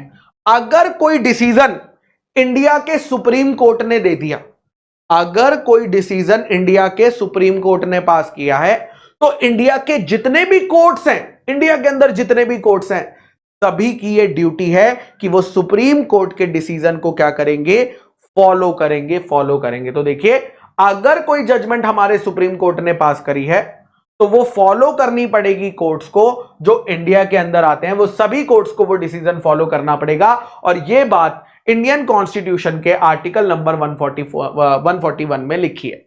अब एक डॉक्ट्राइन आता है दोस्तों, एक लीगल प्रिंसिपल आता है, जिस लीगल प्रिंसिपल का नाम है स्टेयर डिसीजेस। क्या नाम है दोस्तों? Stare decisis. ये एक लैटिन शब्द है स्टेयर डिसीजेस, जिसका इंग्लिश में मतलब होता है to stand by which is decided. Stand by which is decided, यानी अगर एक पुराने केस में कोई डिसीजन आया था, एक पुराने केस में कोर्ट ने कोई डिसीजन पास किया, अब ऐसा ही सेम केस कोर्ट के पास दोबारा आया। एक पहले एक केस हुआ था, उसमें कोर्ट ऑलरेडी डिसीजन ले चुका है, अब सेम केस दोबारा आया है लेकिन पार्टीज अलग हो गई, केस सेम आया है, तो क्या अब हम पुराने वाला जो डिसीजन लिया था वो फॉलो कर सकते हैं क्या? बिल्कुल कर सकते हैं। यही बात स्टेयर डिसीजन में कही है कि पुराने केस में जो आपने डिसाइड किया था, नए केस में भी सेम डिसाइड करना, लेकिन कब? अगर दोनों केसेस के फैक्ट सेम है, अगर दोनों केसेस की स्टोरी सेम है ना, अगर दोनों केसेस की स्टोरी सेम है, तो आप सेम डिसीजन अप्लाई करना। इसी का नाम है दोस्तों principle of stare decisis, doctrine of stare decisis. तो डॉक्ट्राइन ऑफ स्टेयर डिसीजेस कहता है कि कोर्ट की यह ड्यूटी है कि वो same principle, same decision, same judgment follow करेगा जो उसने पुराने डिसीजन में फॉलो करी थी, अगर जो नया केस आया है वो केस सिमिलर है चारों लेग्स पर। यानी अगर हमारा नया केस और पुराने केस के फैक्ट सेम है, तो दोस्तों हमें नए केस में भी पुराने वाला डिसीजन ही फॉलो करना पड़ेगा दोस्तों, फॉलो करना पड़ेगा। लास्ट आता है टाइप्स ऑफ लॉ में दोस्तों, that is principles of natural justice. दोस्तों नेचुरल जस्टिस क्या कहता है? कहता है देखो, लॉ में जो चीजें लिखी है वो तो है ही, लेकिन कई बार ना हमें लॉ के बियॉन्ड जाना होता है, यानी जो लॉ में नहीं भी लिखा है वो भी करना पड़ता है, बट किसके लिए? जस्टिस के लिए। जैसे एग्जांपल, मान लो कि भैया कोई केस चल रहा है, ए के ऊपर आरोप लगा है, ए के ऊपर आरोप लगा है कि उसने मर्डर किया है, ए के ऊपर आरोप लगा है कि उसने मर्डर किया है। 3 लोगों ने देखा है कि भैया इसने मर्डर किया है, तो क्या हमें उसे सीधा सजा सुना देनी चाहिए या उसे हमें राइट देना चाहिए कि वो अपना क्या कहते हैं, एडवोकेट हायर कर सकता है, वो अपनी बात रख सकता है? That is important. ये प्रिंसिपल ऑफ नेचुरल जस्टिस है कि हमेशा दूसरी पार्टी को भी आपको मौका देना चाहिए, दूसरी पार्टी को भी आपको मौका देना चाहिए। अच्छा, अगर मान लीजिए जज ने कोई क्राइम कर दिया, इंडिया के किसी जज ने कोई क्राइम कर दिया, जैसे हमें पता चला कि भाई एक जज है जिसने ना क्या किया था, रिश्वत ली थी, एक जज है जिसने रिश्वत ली थी। अब दोस्तों ये तो क्राइम है, रिश्वत लेना तो क्राइम है, तो क्या उस जज को, जब उस जज का केस चलेगा, तो क्या वो जज खुद ही जज बन के आ सकता है क्या? यानी पहले तो कटघरे में खड़ा है, सर मुझसे गलती होगी, मैंने रिश्वत नहीं ली है, और फिर जज की कुर्सी पे भी बैठा है। अरे अब दोस्तों, अगर मैं अपने ही केस में जज बन जाऊंगा तो क्या मैं सही डिसीजन लूंगा कि नहीं? मैं तो हमेशा खुद को बचाने की कोशिश करूंगा। तो ये भी प्रिंसिपल ऑफ नेचुरल जस्टिस है कि आप अपने केस में जज नहीं बन सकते, क्योंकि फिर आप सही डिसीजन नहीं दोगे। आप क्या करोगे? आप खुद को बचाने की कोशिश करोगे। तो यही बात यहां पे बोली है, नेचुरल जस्टिस, जिसे लैटिन लैंग्वेज में कहा जाता है जस्ट नेचुरल, ये आपको बताता है फंडामेंटल प्रिंसिपल्स, बताता है जस्टिस के, जो कि रिटन लॉ से बियॉन्ड चले जाते हैं। जैसे एक लाइन है, नेमो जुडेक्स कोजा सुआ, नेमो जुडेक्स इन कोजा सुआ। भाई बाहर अगर ऐसी बातें कर दो ना तो तुम्हें लोग मारने लग जाएं। नेमो जुडेक्स इन कोजा सुआ, लैटिन लैंग्वेज में, अब लैटिन तो हमें नहीं आती, मैंने कहा भाई इंग्लिश में मतलब बता दो, तो इंग्लिश में इसका मतलब होता है no one should be made a जज इन हिज ओन केस। ठीक है, तो कोई भी पर्सन अपने केस में दोस्तों जज नहीं बन सकता। सेकंड एक और प्रिंसिपल जस्टिस है, दैट इज ऑडी अल्ट्रम पर्टम। दोस्तों ऑडी तो मुझे लेनी थी बट मेरी सैलरी बहुत कम है, तो ऑडी अल्ट्रम पर्टम भी एक लैटिन प्रिंसिपल है जिसका इंग्लिश में मतलब है हियर दी अदर पार्टी और give the other party a fair hearing, यानी दोनों पार्टीज की बात सुननी है आपको। अगर केस हुआ है सिर्फ एक पार्टी की बात सुनकर आपको डिसीजन नहीं लेना, आपको दूसरी पार्टी को भी इक्वल मौका देना पड़ेगा। और फिर लास्ट आता है दोस्तों रीजन्ड डिसीजन। रीजन्ड डिसीजन, रीजन डिसीजन का मतलब है कि अगर ठीक है जज ने कोई फाइनल डिसीजन दिया है किसी केस में, तो सिर्फ डिसीजन नहीं बताना उसको यस और नो, उसे उसके पीछे का रीजन भी बताना है कि उसने ये फाइनल डिसीजन किस रीजन की वजह से लिया है, that is known as reasoned decision, ताकि लोगों को पता चल सके कि जज साहब ने ये जो डिसीजन लिया है ये किस रीजन की वजह से लिया। फिर यहां पर एक लाइन बोली है, जजमेंट ओवरराइड कर सकती है कॉमन लॉ को, लेकिन जजमेंट ओवरराइड नहीं कर सकती है स्टैट्यूट को। यानी अगर एक केस लॉ, नया केस लॉ आया है तो वो ओल्ड केस लॉ से जीत जाएगा। अगर कोई नया केस लॉ आया है तो वो पुराने केस लॉ से जीत जाएगा। लेकिन दोस्तों केस लॉ, अगर केस लॉ और एक्ट में लड़ाई होती है तो कौन जीतेगा? एक्ट जीतेगा। यही बात यहां पे लिखी है, that case law, that is judgment, can never override, can not change the statute, can not change the act. ठीक है, can not change the act. तो यहां पर दोस्तों हमारे सोर्सेज ऑफ लॉ कंप्लीट होते हैं, that is types of law complete होते हैं। ठीक है, तो सोर्सेज भी पढ़ लिया हमने, टाइप्स भी पढ़ लिया हमने। चलिए अब नेक्स्ट आता है दोस्तों इन्फोर्सिंग द लॉ। अब इन्फोर्सिंग द लॉ को पढ़ाने से पहले, ठीक है, मुझे कुछ बेसिक बात आपको बतानी पड़ेगी। दोस्तों ये जो लॉ का सिस्टम है ना इंडिया का, ये जो लॉ का सिस्टम है, इस सिस्टम को इंडिया के अंदर 3 पार्ट्स के अंदर बांटा गया। कितने पार्ट्स में बांटा गया? 3 पार्ट्स में। पहला है लॉ मेकिंग। लॉ मेकिंग मतलब लॉ बनाने का काम। लॉ बनाने का काम किसे दिया है? लॉ बनाने का काम दिया है पार्लियामेंट को, और दूसरा स्टेट लेजिस्लेचर को, दूसरा स्टेट लेजिस्लेचर को। उसके बाद आता है दोस्तों लॉ इन्फोर्सिंग। उसके बाद आता है दोस्तों लॉ इन्फोर्सिंग। लॉ को इन्फोर्स करना यानी इंप्लीमेंट कराना। इंप्लीमेंट, भैया लॉ बन गया लेकिन उसे फॉलो भी तो करवाना पड़ेगा। तो इसका काम दोस्तों किसको दिया गया है? पार्लियामेंट के लॉ कौन फॉलो करवाएगा? सेंट्रल गवर्नमेंट फॉलो करवाएगी। और स्टेट लेजिस्लेचर के लॉ कौन काम फुलफिल करवाएगा, इंप्लीमेंट करवाएगा? स्टेट गवर्नमेंट करवाएगी। अब सेंट्रल गवर्नमेंट ये काम कैसे फुलफिल कराती है? सेंट्रल गवर्नमेंट ये काम कैसे फुलफिल करवाती है?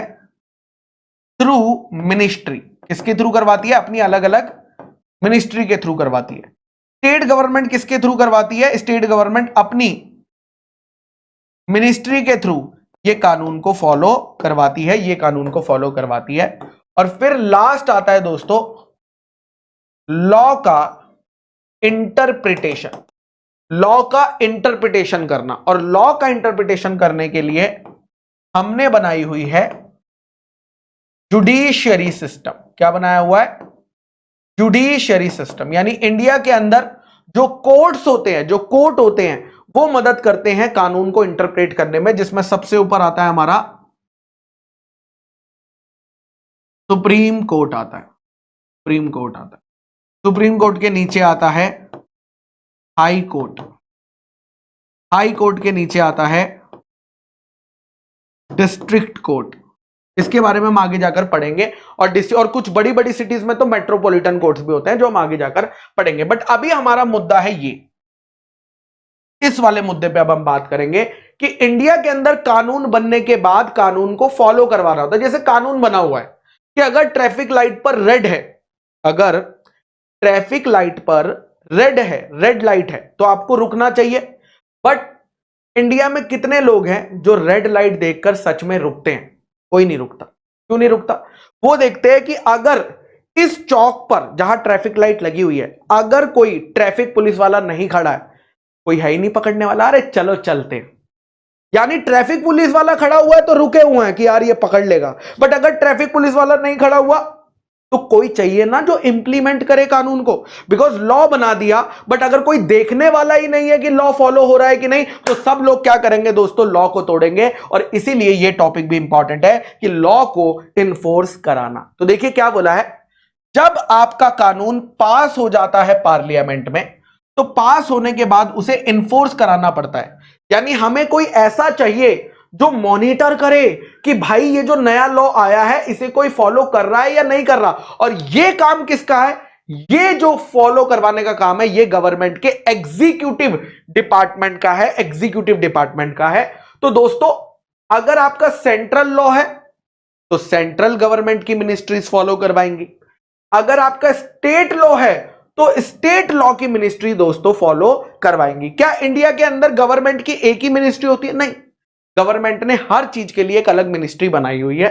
तो फॉर दिस पर्पस, इस पर्पस के लिए, कानून को फॉलो करवाने के लिए गवर्नमेंट ने काम बांटा हुआ है अलग अलग मिनिस्ट्री को। जैसे अगर मैं कुछ पॉपुलर मिनिस्ट्रीज के नाम आपको बताऊं तो एक मिनिस्ट्री ऑफ फाइनेंस है, बहुत बढ़िया मिनिस्ट्री है। एक मिनिस्ट्री ऑफ कॉर्पोरेट अफेयर्स है, एक मिनिस्ट्री ऑफ होम अफेयर्स है, एक ministry of law and justice है, और ऐसे बहुत सारी मिनिस्ट्री है। इस मिनिस्ट्री के अंदर पता है कौन काम करता है? गवर्नमेंट की मिनिस्ट्री के अंदर पता है काम कौन करता है? Civil servants. कौन काम करते हैं? Civil servant. आपने देखा होगा यूपीएससी एग्जाम के बारे में आपने सुना होगा कि भैया यूपीएससी एग्जाम, तो जो लोग यूपीएससी एग्जाम क्लियर कर जाते हैं वो लोग जाते हैं इस मिनिस्ट्री के अंदर, IAS officer, IPS officer, IRS officer. तो अगर हमें इस मिनिस्ट्री में काम करने जाना है तो हमें क्या करना पड़ेगा? यूपीएससी सर्वेंट्स बनना पड़ेगा, यानी हमें सिविल सर्वेंट्स बनना पड़ेगा यूपीएससी का एग्जाम दोस्तों क्लियर करके। ठीक है, तो यही बात है। और इस मिनिस्ट्री को चलाते तो सिविल सर्वेंट है, लेकिन इस मिनिस्ट्री को हेड कौन करता है? मिनिस्टर। कौन सा मिनिस्टर? जो हमने अपॉइंट करके भेजा हुआ है। सो दोस्तों these ministries are headed by a minister and run by the officer of Indian Administrative and Other Services, Indian Administrative Service, that is IAS, है ना। चलिए अब दोस्तों मैं आपको कुछ नाम बताता हूं just for your knowledge. Central government की मिनिस्ट्रीज के नाम बता रहा हूं मैं आपको, ये आपकी नॉलेज के लिए है बस। देखिए जैसे एग्जांपल आयुष, ठीक है, Ayush, okay, Ayush, ministry of Ayush, ministry of agriculture, ministry of fertilizers, ministry of civil aviation, ministry of coal, ministry of commerce, ministry of communication, ministry of consumer affairs, ministry of corporation, ministry of corporate affairs, ministry of culture, ministry of defence, ministry of earth science, ministry of education, ministry of electronics, ministry of environment, ministry of finance, ministry of fisheries. ऐसे करके देखो कितनी सारी दोस्तों यहां पर ministries है। यानी गवर्नमेंट की एक मिनिस्ट्री नहीं है, गवर्नमेंट की बहुत सारी, सेंट्रल गवर्नमेंट की बहुत सारी मिनिस्ट्रीज है दोस्तों, बहुत सारी मिनिस्ट्रीज हैं। तो यही बात उन्होंने आगे बताई है। देखिए क्या बोला है कि गवर्नमेंट ऑफ इंडिया जो है अपना एग्जीक्यूटिव अथॉरिटी का काम, यानी कानून को फॉलो करवाने का काम अलग अलग मिनिस्ट्रीज से करवाती है, और मिनिस्ट्रीज के अंदर अलग अलग डिपार्टमेंट्स होते हैं। अब ये जो मिनिस्ट्री होती है, इस मिनिस्ट्री के अंदर कौन लोग काम करते हैं? सिविल सर्वेंट्स काम करते हैं, और वो अकाउंटेबल होते हैं एक मिनिस्टर के through.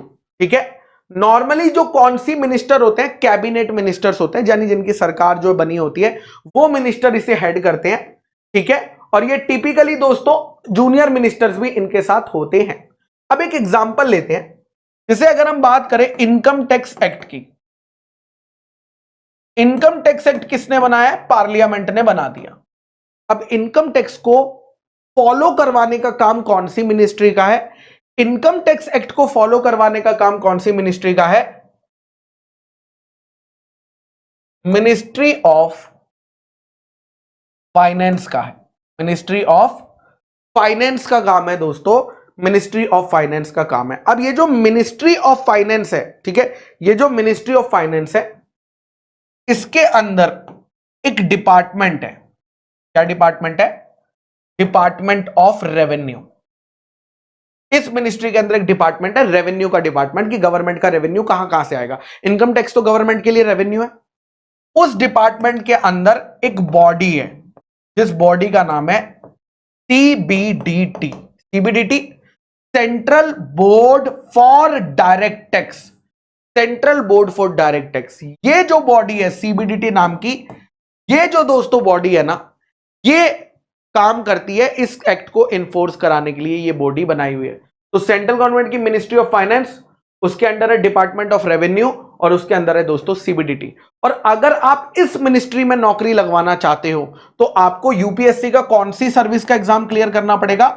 IRS service, Indian revenue service करके एक एग्जाम होता है यूपीएससी में, तो वो अगर आप क्लियर कर जाओगे तो इस मिनिस्ट्री ऑफ फाइनेंस में नौकरी लग सकती है, गवर्नमेंट नौकरी उसे बोलते हैं। ठीक है, so for example, income tax act is implemented, income tax act is enforced by ministry of finance through CBDT which comes under the department of revenue. और यहां पर कौन से ऑफिसर पोस्ट होते हैं? आईआरएस ऑफिसर पोस्ट होते हैं, Indian revenue service वाले ऑफिसर पोस्ट होते हैं। ठीक है, अब दोस्तों कह रहे हैं हम आगे चल के, देखो हम इतनी सारी मिनिस्ट्री तो आपको नहीं पढ़ा सकते, इतनी सारी मिनिस्ट्रीज क्या हम आपको पढ़ा सकते हैं यहां पर 6 मार्क्स के लिए? नहीं। कह रहे हम आपको सारी मिनिस्ट्रीज नहीं पढ़ा रहे गवर्नमेंट की, लेकिन हम आपको 3 से 4 मिनिस्ट्रीज के बारे में इस चैप्टर में पढ़ाएंगे जो कि आपकी जिंदगी में उथल पुथल करेगी, जो कि आपको जानना जरूरी है। तो सारी मिनिस्ट्रीज आपके सिलेबस में नहीं डाली दोस्तों, सिर्फ 3 से 4 मिनिस्ट्रीज आपके सिलेबस में डाली है, और वो भी उस मिनिस्ट्रीज की बस बेसिक डिटेल्स आपके सिलेबस में डाली गई है। बेसिक डिटेल्स दोस्तों आपके सिलेबस में डाली गई है, जिसमें सबसे पहली मिनिस्ट्री जो सिलेबस में डाली गई है that is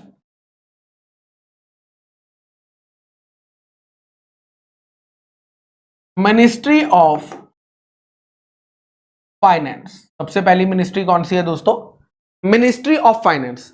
ministry of finance के बारे में जानने से पहले हमें पता होना चाहिए कि मिनिस्ट्री ऑफ फाइनेंस के अंदर कितने डिपार्टमेंट्स हैं। तो आइए पहले हम लोग इसके डिपार्टमेंट्स देखते हैं। देखिए, मिनिस्ट्री ऑफ फाइनेंस के अंदर सबसे पहला डिपार्टमेंट आता है डिपार्टमेंट ऑफ इकोनॉमिक अफेयर्स, क्योंकि इंडिया की इकोनॉमी पर नजर कौन सी मिनिस्ट्री रखती है? ये मिनिस्ट्री रखती है, इसीलिए डिपार्टमेंट ऑफ इकोनॉमिक अफेयर्स।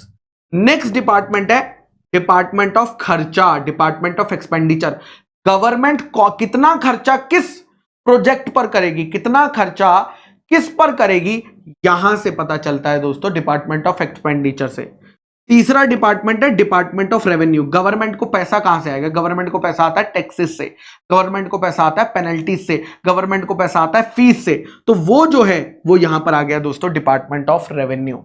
उसके बाद आता है दोस्तों डिपार्टमेंट ऑफ फाइनेंशियल सर्विसेज, जो finance related services government provide करती है अपने गवर्नमेंट बैंक्स के थ्रू, गवर्नमेंट इंश्योरेंस कंपनी के थ्रू, वो यहां पर कवर हो जाती है। उसके बाद एक डिपार्टमेंट आता है जिसको हम बोलते हैं दीपम। क्या बोलते हैं दोस्तों? Deepam, that is department of investment and public asset management. तो गवर्नमेंट के जो एसेट्स हैं उनको सेल कैसे किया जाएगा, उनमें नई इन्वेस्टमेंट कैसे की जाएगी, वो ये डिपार्टमेंट देखता है। और फिर लास्ट आता है डिपार्टमेंट ऑफ पब्लिक इंटरप्राइजेस। कौन सा आता है दोस्तों? Department of public enterprises. जो गवर्नमेंट कंपनीज होती है, जैसे इंडियन ऑयल हो गई, जैसे आपकी हिंदुस्तान पेट्रोलियम हो गई, भारत पेट्रोलियम हो गई, जो सरकारी कंपनियां होती है वो इस डिपार्टमेंट के अंदर दोस्तों मैनेज करी जाती है, डिपार्टमेंट ऑफ पब्लिक एंटरप्राइजेस। दोस्तों पब्लिक एंटरप्राइजेस, ये सारे डिपार्टमेंट किसके अंदर आते हैं दोस्तों? मिनिस्ट्री ऑफ फाइनेंस के अंदर आते हैं। अब ये जो मिनिस्ट्री ऑफ फाइनेंस है इसके अंदर सिविल सर्वेंट्स काम करते हैं। तो इस मिनिस्ट्री के अंदर जाने के लिए कौन कौन से यूपीएससी के एग्जाम आप कर सकते हैं कि इस मिनिस्ट्री में नौकरी लग जाए? एक जो सबसे फेमस है वो है Indian revenue service, that is IRS. अगर आप आईआरएस सर्विस का एग्जाम निकाल दोगे हो जाएगा।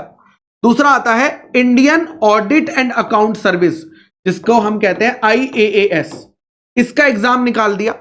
फिर आता है Indian economic service, that is IES. फिर आता है Indian civil account service, ICAS. तो दोस्तों यहां पर कौन सी सिविल सर्विसेज देखी जाती है? आप ये वाली अगर सिविल सर्विसेज के एग्जाम दोगे जो यूपीएससी कंडक्ट करता है, तो आप दोस्तों यहां पर मिनिस्ट्री ऑफ फाइनेंस में पोस्ट हो सकते हो, मिनिस्ट्री ऑफ फाइनेंस में पोस्ट हो सकते हो। तो ये तो बेसिक डिटेल हो गई। अब थोड़ा और चलते हैं, मिनिस्ट्री ऑफ फाइनेंस के बारे में जानते हैं। देखिए, मिनिस्ट्री ऑफ फाइनेंस, मिनिस्ट्री को हिंदी में बोला जाता है मंत्रालय। क्या बोला जाता है? मिनिस्ट्री इंग्लिश में है, उसको हिंदी में बोला जाता है मंत्रालय। और फाइनेंस को हिंदी में बोला जाता है वित्त। क्या बोला जाता है, ऐसे लिखा जाता है, वित्त। ठीक है, तो दोस्तों वित्त मंत्रालय, तो मिनिस्ट्री ऑफ फाइनेंस को हिंदी में नाम दिया गया है वित्त मंत्रालय। ये किसकी मिनिस्ट्री है, ये हमारे गवर्नमेंट ऑफ इंडिया की मिनिस्ट्री है। इसका मेन काम क्या है, सबसे पहला काम है इंडिया की इकोनॉमी पर नजर रखना। दूसरा काम है ट्रेजरी ऑफ इंडिया, ट्रेजरी यानी गवर्नमेंट का जो पैसा आ रहा है उस पैसे को संभाल के रखना और उस पैसे को सही जगह पर एलोकेट करना खर्चे को, यह काम दोस्तों मिनिस्ट्री ऑफ फाइनेंस का है। इन पर्टिकुलर अगर मैं आपको बताऊं तो दोस्तों यहां पर टैक्सेशन, टैक्स से रिलेटेड अगर कोई कानून आना है तो मिनिस्ट्री ऑफ फाइनेंस देखती है। फाइनेंस से रिलेटेड कोई कानून आना है, मिनिस्ट्री ऑफ फाइनेंस देखती है। फाइनेंशियल इंस्टीट्यूशंस को मिनिस्ट्री ऑफ फाइनेंस देखती है। कैपिटल मार्केट्स को मिनिस्ट्री ऑफ फाइनेंस देखती है, इवन फाइनेंसिस को। और एक बहुत इंपॉर्टेंट काम होता है यूनियन बजट। हर साल गवर्नमेंट एक बजट लेकर आती है कि भैया वो पैसा कहां कहां कितना खर्चने वाली है, वो इंफ्रास्ट्रक्चर में कितना खर्चने वाली है, रेलवे में कितना खर्चने वाली है, हेल्थ केयर में कितना खर्चने वाली है। यूनियन बजट दोस्तों हर साल आता है। ये इस मिनिस्ट्री का वन ऑफ द इंपॉर्टेंट काम होता है दोस्तों, हर साल जो यूनियन बजट आता है। अब एज अ चार्टर्ड अकाउंटेंट, जब तुम कल को चार्टर्ड अकाउंटेंट बन जाओगे तो तुम्हारा जो डे टू डे ऑफिस का काम होगा ना, जो आपका डेली ऑफिस का काम होगा, उस काम पे बड़ा इंपैक्ट पड़ेगा इस मिनिस्ट्री की वजह से। इस मिनिस्ट्री के जो प्रोक्लेमेशंस होंगे, प्रोक्लेमेशंस यानी अनाउंसमेंट्स होंगे, ये मिनिस्ट्री क्योंकि टैक्स में चेंज ला सकती है, आपको अपने क्लाइंट को बताना पड़ेगा कि भाई टैक्स चेंज हो गया है ना, तो ये मिनिस्ट्री जो काम कर रही है उससे सीए के काम पर बड़ा इंपैक्ट होता है। तो हमें इस मिनिस्ट्री पर नजर रखनी पड़ती है कि ये मिनिस्ट्री टाइम टू टाइम क्या कर रही है। ये मिनिस्ट्री इतनी ज्यादा इंपॉर्टेंट है कि कई सारे मिनिस्टर चाहते हैं कि उन्हें फाइनेंस मिनिस्टर बना दिया जाए। कई सारे मिनिस्टर ये चाहते हैं कि मिनिस्ट्री ऑफ फाइनेंस को वो हेड करे, मिनिस्ट्री ऑफ फाइनेंस को वो हेड करे। इस मिनिस्ट्री का सबसे इंपॉर्टेंट काम या one of the most important काम है that is to present the union budget. हर साल बजट को प्रेजेंट करना। और इस बजट का वेट कौन करता है, सारे प्रोफेशनल, चाहे सीए हो, सीएस हो, कॉस्ट अकाउंटेंट हो, सब लोग इसका वेट करते हैं। इवन जो आम आदमी है वो भी इस बजट का वेट करता है। क्यों, क्योंकि इस बजट में बताए जाते हैं अगले साल के इनकम टैक्स के रेट। इस बजट में बताया जाता है कि गवर्नमेंट कितना पैसा कौन से सेक्टर में इन्वेस्ट करने वाली है। इसीलिए लोग इसका क्या करते हैं दोस्तों, ईगरली वेट करते हैं। अब ये जो यूनियन बजट है हर साल प्रेजेंट किया जाता है, ये कौन प्रेजेंट करता है दोस्तों, ये प्रेजेंट करते हैं फाइनेंस मिनिस्टर, यानी इस मिनिस्ट्री के जो हेड होते हैं वो प्रेजेंट करते हैं। तो अभी तक कितने लोगों ने प्रेजेंट किया और कितने प्रेजेंट किए, तो देखिए सबसे पहले नाम आता है श्री मोरारजी देसाई जी का। ये श्री मोरारजी देसाई जी जो है ना, ये फाइनेंस मिनिस्टर थे 1962 से लेकर 1969 में, और इन्होंने 10 यूनियन बजट प्रेजेंट करे थे। उसके बाद दोस्तों, उसके बाद नाम आता है पी चिदम्बरम जी का, जिन्होंने 9 बारी यूनियन बजट प्रेजेंट किया है। उसके बाद आता है प्रणब मुखर्जी का, जिन्होंने 8 बारी किया है। यशवंत सिन्हा जी का, जिन्होंने 8 बारी किया है। और हमारे डॉक्टर मनमोहन सिंह जी का, जिन्होंने दोस्तों 6 टाइम यूनियन बजट्स को क्या किया है दोस्तों, प्रेजेंट किया है दोस्तों, यूनियन बजट को दोस्तों प्रेजेंट किया है। तो ये हो गया दोस्तों आपकी मिनिस्ट्री ऑफ फाइनेंस के बारे में। नेक्स्ट मिनिस्ट्री आती है दोस्तों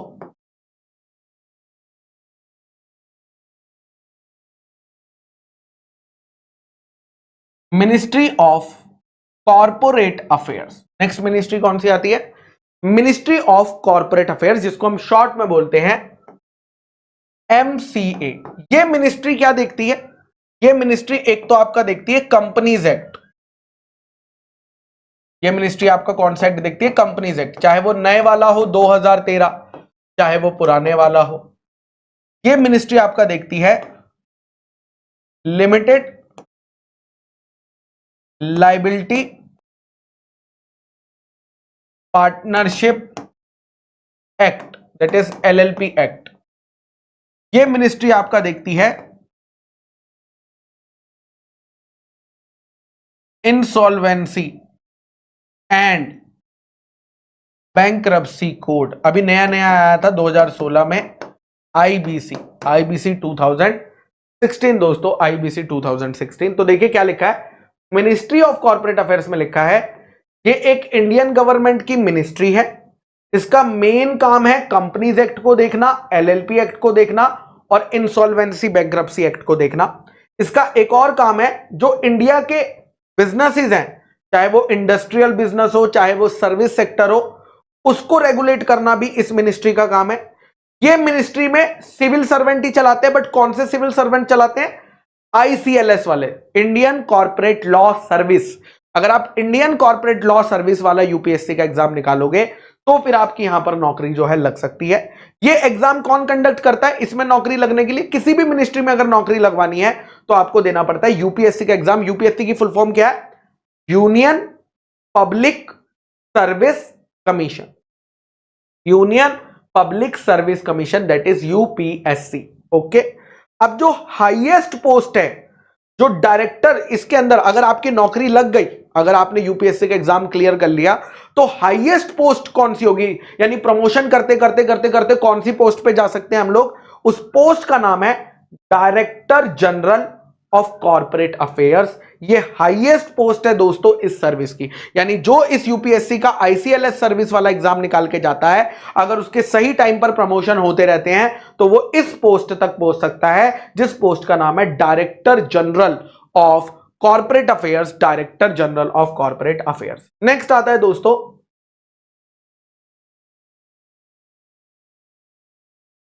ministry of home affairs. Next आता है मिनिस्ट्री ऑफ होम अफेयर्स। दोस्तों मिनिस्ट्री ऑफ होम अफेयर्स को हिंदी में कहते हैं गृह मंत्रालय। यह मिनिस्ट्री का मेन काम है बॉर्डर की सिक्योरिटी करना। जो हमारे बॉर्डर्स हैं, कंट्री के बॉर्डर हैं, करेक्ट, उन बॉर्डर्स को सिक्योर रखना इस मिनिस्ट्री के अंडर आता है।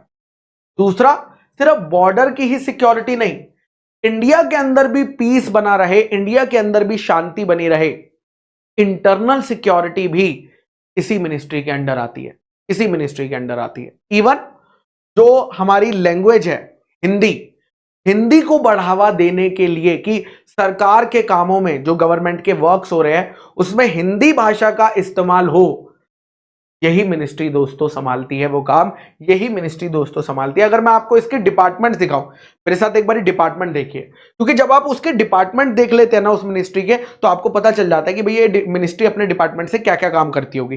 जैसे department of ministry of home affairs में सबसे पहले डिपार्टमेंट आता है डिपार्टमेंट ऑफ बॉर्डर मैनेजमेंट, यानी बॉर्डर की सुरक्षा, बॉर्डर की मैनेजमेंट करना इस मिनिस्ट्री का काम है।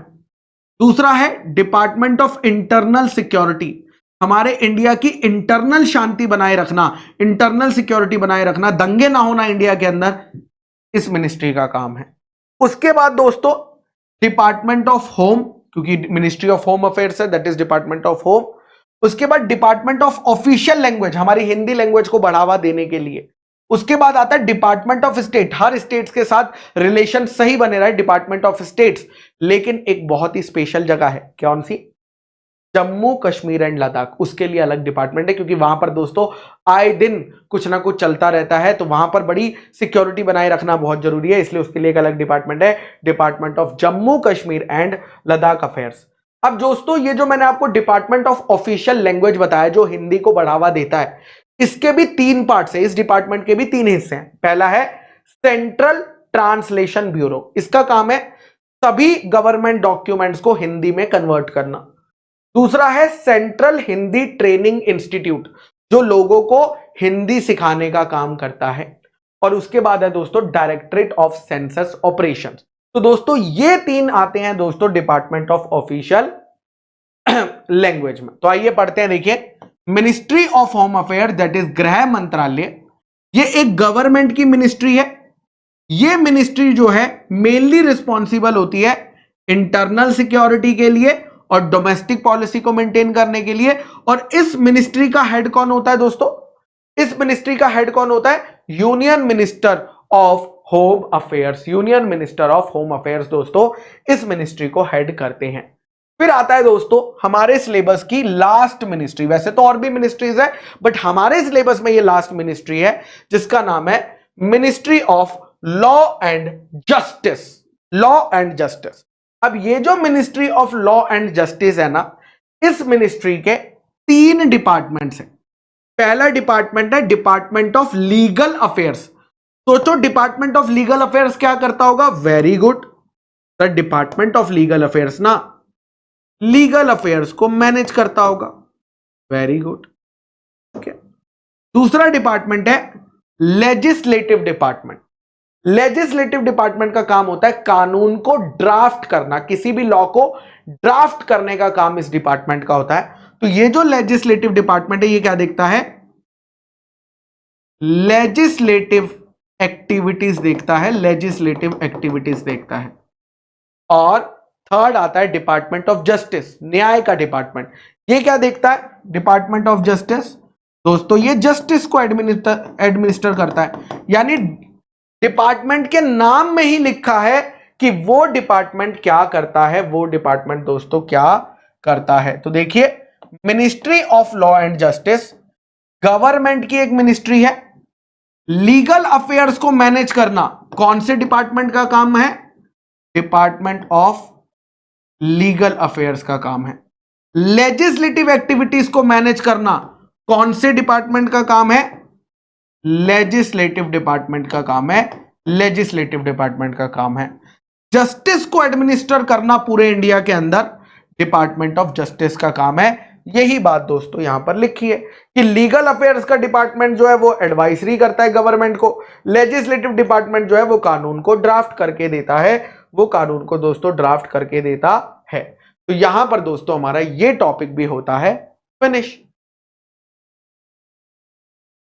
तो नेक्स्ट आता है दोस्तों 3 बॉडीज, 3 रेगुलेटरी बॉडीज के बारे में हमें सीखना है। किसके बारे में सीखना है?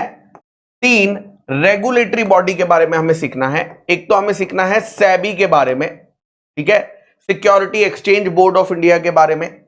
एक हमें सीखना है रिजर्व बैंक ऑफ इंडिया के बारे में, और एक हमें सीखना है आईबीबीआई के बारे में। हाउएवर सेबी और आरबीआई का नाम तो आपने पहले सुना होगा, बट ये वाला नाम आप पहली बार सुनेंगे। तो चलिए स्टार्ट करते हैं। सबसे पहले बात करते हैं securities and exchange board of India, that is SEBI की बात करते हैं। तो दोस्तों जितनी भी कंपनीज के शेयर्स या डिबेंचर्स लिस्ट होते हैं स्टॉक एक्सचेंज पर, स्टॉक मार्केट पर, उसको कोई नजर रखने वाला चाहिए कि वहां पर कोई गड़बड़ तो नहीं हो रही। तो वो नजर रखने के लिए हमने किसे रखा हुआ है दोस्तों? हमने सेबी को रखा हुआ है। तो सेबी रेगुलेटरी बॉडी है। रेगुलेटरी बॉडी मतलब वो बॉडी जो रेगुलेट करती है। किस चीज को रेगुलेट करती है? इंडिया के अंदर जो सिक्योरिटीज की मार्केट है, इंडिया के अंदर जो कमोडिटीज की मार्केट है, वो पूरी मार्केट दोस्तों हमारा सेबी रेगुलेट करता है।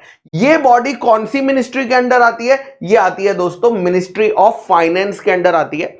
इसका जन्म तो दोस्तों 1988 में हो गया था, जन्म हो गया था 1988 में, लेकिन इसको जो पावर्स मिली थी, स्पेशल पावर्स, वो मिली थी 1992 में। तो देखिए, SEBI was established on 12 April 1988 as an executive body, and इसको जो लीगल पावर्स मिली थी वो 30 जनवरी 1992 को मिली थी, जब सेबी एक्ट 1992 आया था। बस इतना ही। तो एग्जाम में अगर ये आएगा तो 2 मार्क्स के लिए आएगा दोस्तों। सेबी के अगर शॉर्ट नोट ऐसा कह देंगे, right A short note on SEBI for 2 marks, ठीक है।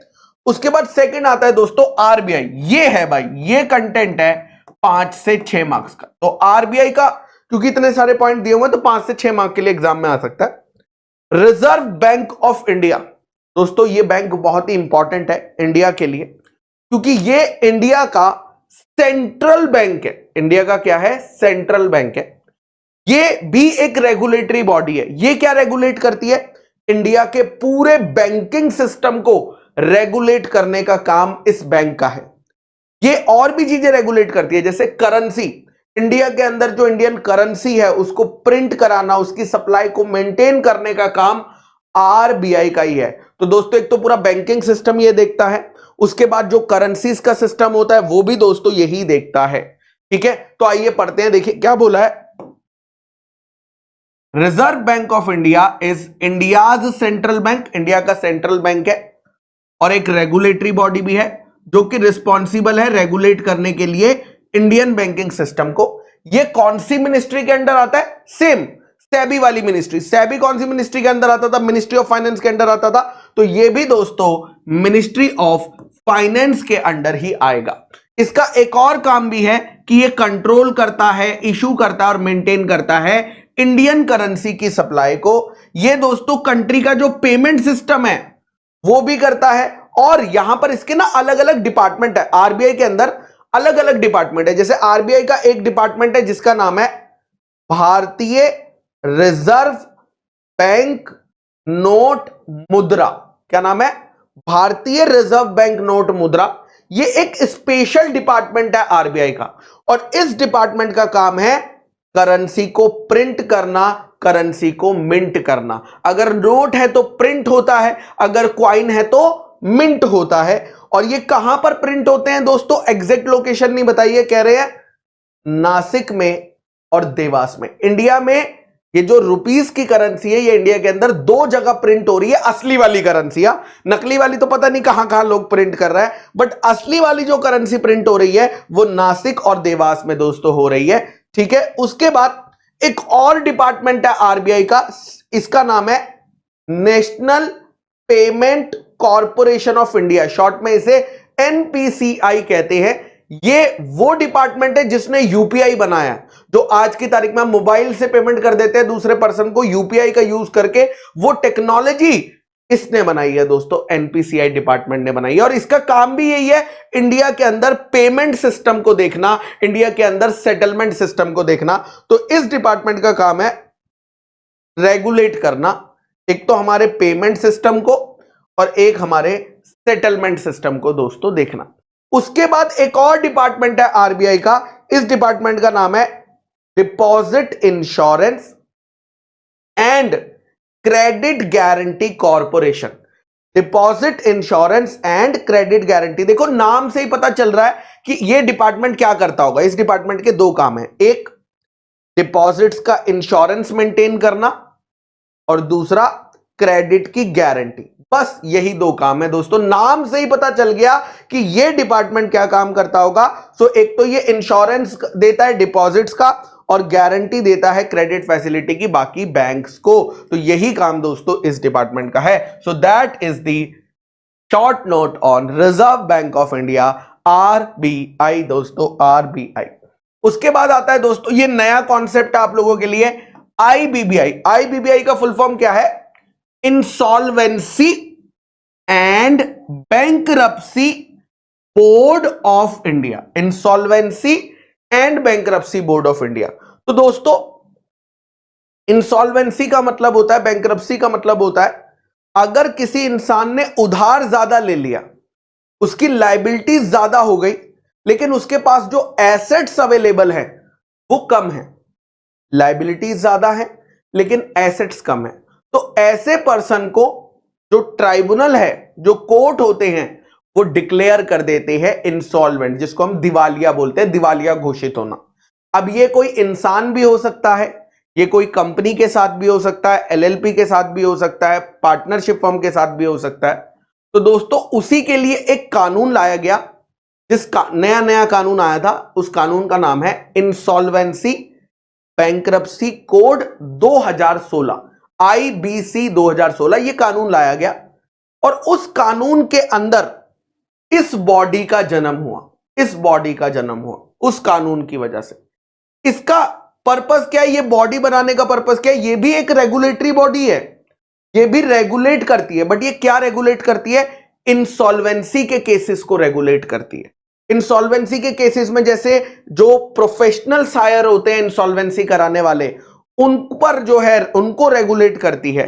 तो यही चीजें दोस्तों यहां पर हम पढ़ने वाले हैं। तो क्या बोला देखिए, आईबीबीआई रेगुलेटर है क्योंकि वो मॉनिटर करती है इंसॉल्वेंसी केसेस को, वो मॉनिटर करती है एंटिटीज जैसे कि insolvency professional agencies, insolvency professionals को और इंफॉर्मेशनल यूटिलिटीज को।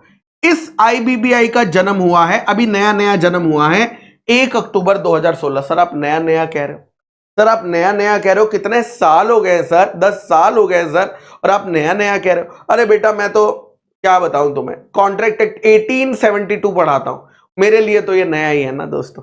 चलिए, तो दोस्तों 1 अक्टूबर 2016 को, और इसे अपनी लीगल पावर मिली थी इंसॉल्वेंसी बैंक्रप्सी कोड के थ्रू, जो कि लोकसभा में 5 मई को पास हुआ था। ये जो नया कानून आया है, ये किसकी इंसॉल्वेंसी देखता है? इंडिविजुअल्स की इंसॉल्वेंसी देखता है, कंपनीज की इंसॉल्वेंसी देखता है, एलएलपी की इंसॉल्वेंसी देखता है, और पार्टनरशिप फर्म की इंसॉल्वेंसी देखता है। ये जो नया कानून आया, इसका मेन पर्पस है स्पीड बढ़ाना। किस चीज की स्पीड बढ़ाना? इंसॉल्वेंसी। पहले इंसॉल्वेंसी के प्रोसेस को सालों लग जाते थे, बट ये वाले कानून की वजह से स्पीड अप हो गया है काम। So the new code will speed up resolution process for the stressed assets in the country. ये सिंप्लीफाई कर दिया। आज की तारीख में इंसॉल्वेंट होना, बैंकरप्ट होना बहुत ही सिंपल हो गया। पहले बहुत टाइम लग जाता था। और यहां पर ये जो इंसॉल्वेंसी के सारे केसेस है, 2 ट्राइब्यूनल के थ्रू सुने जाते हैं। एक है नेशनल कंपनी लॉ ट्राइब्यूनल, जो कंपनी और एलएलपी के केसेस सुनता है, और एक है डेट रिकवरी ट्राइब्यूनल, जो कि इंडिविजुअल्स और पार्टनरशिप फर्म के केसेस सुनता है। तो this is IBBI for you. However और डिटेल में जाने की जरूरत नहीं है। इंसॉल्वेंसी बैंक्रप्सी कोड आप सीए फाइनल में जाके पढ़ेंगे, बट जितने पॉइंट्स लिखे उतने अगर आपने याद कर लिए तो ये भी 4 से 5 मार्क का क्वेश्चन इजीली बन सकता है। नेक्स्ट आता है दोस्तों judiciary system of India. Next क्या आता है? Judiciary system of India. Judiciary मतलब जो हमारे जजेस हैं, जो हमारे कोर्ट्स हैं, उस सिस्टम की बात हो रही है। तो इंडिया के अंदर ये सिस्टम कैसा है, अगर मैं आपको एक चार्ट में दिखाऊं, तो सबसे ऊपर बैठे हुए हैं सुप्रीम कोर्ट। सबसे ऊपर सुप्रीम कोर्ट है, इंडिया का सबसे टॉप मोस्ट कोर्ट है। इससे ऊपर कोई कोर्ट नहीं है इंडिया के अंदर, ठीक है। सुप्रीम कोर्ट के नीचे आता है high court. High court normally हर स्टेट में आपको एक हाई कोर्ट देखने को मिलेगा। उत्तर प्रदेश में मिल जाएगा, महाराष्ट्र में मिल जाएगा, करेक्ट। नॉर्मली हर स्टेट में आपको एक हाई कोर्ट देखने को मिलता है। फिर हाई कोर्ट के नीचे आते हैं डिस्ट्रिक्ट कोर्ट और सेशन कोर्ट्स, ठीक है। डिस्ट्रिक्ट कोर्ट में सिविल केसेस सुने जाते हैं और सेशन कोर्ट में क्रिमिनल केसेस सुने जाते हैं। और कुछ बड़े बड़े शहर हैं दोस्तों, कुछ बड़े बड़े शहर हैं जो मेट्रो सिटीज है, मेट्रोपॉलिटन सिटीज है, वहां पर आपको मेट्रोपॉलिटन कोर्ट भी दिख जाते हैं, क्योंकि वहां पर दोस्तों केसेस ज्यादा होते हैं। इसलिए वहां पर कुछ स्पेशल केसेस जो कि सिविल और क्रिमिनल दोस्तों दोनों सुनते हैं, ठीक है। आगे चलते हैं। अब ये जो जुडिशियल सिस्टम है इंडिया का, ये जो जुडिशरी सिस्टम है, ये क्यों बनाया गया है? What is the purpose? तो आपको एग्जाम में वो पूछेगा, explain the functions of Indian judiciary system. क्या पूछेगा? इंडियन जुडिशरी सिस्टम का दोस्तों फंक्शन यानी रोल पूछेगा कि ये क्या काम है इनका। तो अगर मैं जनरल बात बताऊं, अगर झगड़ा हो गया, किसमें झगड़ा हो गया? सिटीजन्स के बीच में, हमारे सिटीजन्स के बीच में झगड़ा हो गया, या अगर सिटीजन्स और गवर्नमेंट के बीच में झगड़ा हो गया, तो इस झगड़े को सॉल्व करने का काम हमारे कोर्ट्स करते हैं, हमारा जुडिशरी सिस्टम करता है। बट अगर और डिटेल में बात करें हम जुडिशरी सिस्टम के फंक्शन की, तो एक तो जितने भी आपके कानून बनते हैं उन कानून को इंटरप्रिटेशन का काम आपका जुडिशरी करता है। जो भी झगड़े होते हैं, झगड़ों को सुलझाने का काम जुडिशरी करता है। और इंडिया के सिटीजन्स के amongst equality, amongst fairness promote करने का काम भी, कि सभी कोर्ट की नजरों में, जज की नजरों में सभी लोग क्या हैं दोस्तों? बराबर है। ये चीजें दोस्तों आपके इंडियन जुडिशियल सिस्टम की है। फिर हम आते हैं हायरार्की पे। हायरार्की मैंने ऑलरेडी आपको बताई है। हायरार्की, अगर हम कोर्ट्स की हायरार्की की बात करते हैं तो टॉप पर बैठा है सुप्रीम कोर्ट, उसके बाद आता है हाई कोर्ट, हाई कोर्ट के नीचे आते हैं डिस्ट्रिक्ट कोर्ट, और कुछ सिटीज में मेट्रोपॉलिटन कोर्ट्स भी पाए जाते हैं, ठीक है। ओके, अगर मैं आपको रूल बताऊं तो रूल ये कहता है कि भैया सुप्रीम कोर्ट ने जो डिसीजन दिया है, सुप्रीम कोर्ट ने अगर कोई डिसीजन लिया है तो वो डिसीजन इंडिया के सभी कोर्ट्स को मानना पड़ेगा। उसके नीचे जितने भी कोर्ट्स आते हैं, चाहे वो हाई कोर्ट हो, चाहे वो डिस्ट्रिक्ट कोर्ट हो, चाहे वो मेट्रोपॉलिटन कोर्ट हो, ये रूल कहता है। दूसरा है दोस्तों हाई कोर्ट। अगर हाई कोर्ट ने डिसीजन दिया है तो हाई कोर्ट के नीचे जितने भी कोर्ट्स आते हैं उसको वो फॉलो करना पड़ेगा। यानी अगर यूपी के हाई कोर्ट ने कोई डिसीजन दिया है तो वो सेम डिसीजन यूपी के सभी कोर्ट्स को क्या करना पड़ेगा, मैंडेटरी फॉलो करना पड़ेगा। So decision of a high court, अगर हाई कोर्ट ने कोई डिसीजन दिया है तो वो बाइंडिंग है उस स्टेट में, सिर्फ उस स्टेट में। हां, यूपी के हाई कोर्ट ने अगर कोई डिसीजन दिया तो वो यूपी के हाई कोर्ट में क्या है, बाइंडिंग है, फॉलो करना पड़ेगा। लेकिन बाकी स्टेट्स में वो परसुएसिव है, यानी वो 100% बाइंडिंग नहीं है, वहां पर सिर्फ हेल्प कर सकता है। उसके बाद अगर सुप्रीम कोर्ट ने कोई डिसीजन दिया तो वो दोस्तों सभी हाई कोर्ट्स को फॉलो करना होता है, बल्कि इंडिया के सभी कोर्ट्स को फॉलो करना होता है। और इसीलिए हम कहते हैं कि सुप्रीम कोर्ट का डिसीजन फाइनल डिसीजन होता है, उसके ऊपर कोई डिसीजन दोस्तों नहीं आता। ये दोस्तों फाइनल, अगर आप एक बार सुप्रीम कोर्ट में केस हार गए मतलब भूल जाओ। अब देखो क्या होता है, डिस्ट्रिक्ट कोर्ट में हार गए तो हाई कोर्ट चले गए, हाई कोर्ट में हार गए तो भैया सुप्रीम कोर्ट चले गए, बट सुप्रीम कोर्ट में हार गए तो दोस्तों हार गए, बात खत्म होगी, क्योंकि वो आपका टॉप कोर्ट है। तो अब यहीं पर हम लोग देखते हैं, आइए सबसे पहले सुप्रीम कोर्ट की अगर हम बात करते हैं, ये देखिए मैं फोटो लेकर आया हूं सुप्रीम कोर्ट ऑफ इंडिया की बिल्डिंग की, कि कैसा दिखता है आपका सुप्रीम कोर्ट ऑफ इंडिया। इसके बारे में बड़ी सारी छोटी छोटी बातें बताइए। क्या बोला, देखिए ये जो सुप्रीम कोर्ट है ये एपेक्स बॉडी है, टॉप मोस्ट बॉडी है जुडिशरी सिस्टम की। इसका जन्म 26 जनवरी 1950 को हुआ था। क्यों? क्योंकि उस दिन कॉन्स्टिट्यूशन आया था, तो कॉन्स्टिट्यूशन से इस कोर्ट का जन्म हुआ था। अब इस कोर्ट का सबसे टॉप मोस्ट जज कौन होता है? उसका नाम होता है चीफ जस्टिस ऑफ इंडिया। क्या नाम होता है? Chief justice of India. ये हाईएस्ट अथॉरिटी है जिसका जन्म आर्टिकल 126 के अंदर हुआ। ये आर्टिकल 126 किसका है? इंडिया के कॉन्स्टिट्यूशन का। उसके बाद दोस्तों सुप्रीम कोर्ट के अंदर जो मेन बेंच होती है, जो मेन जजेस की बेंच होती है, उसमें 7 जजेस होते हैं, 7 जजेस होते हैं including chief justice of India.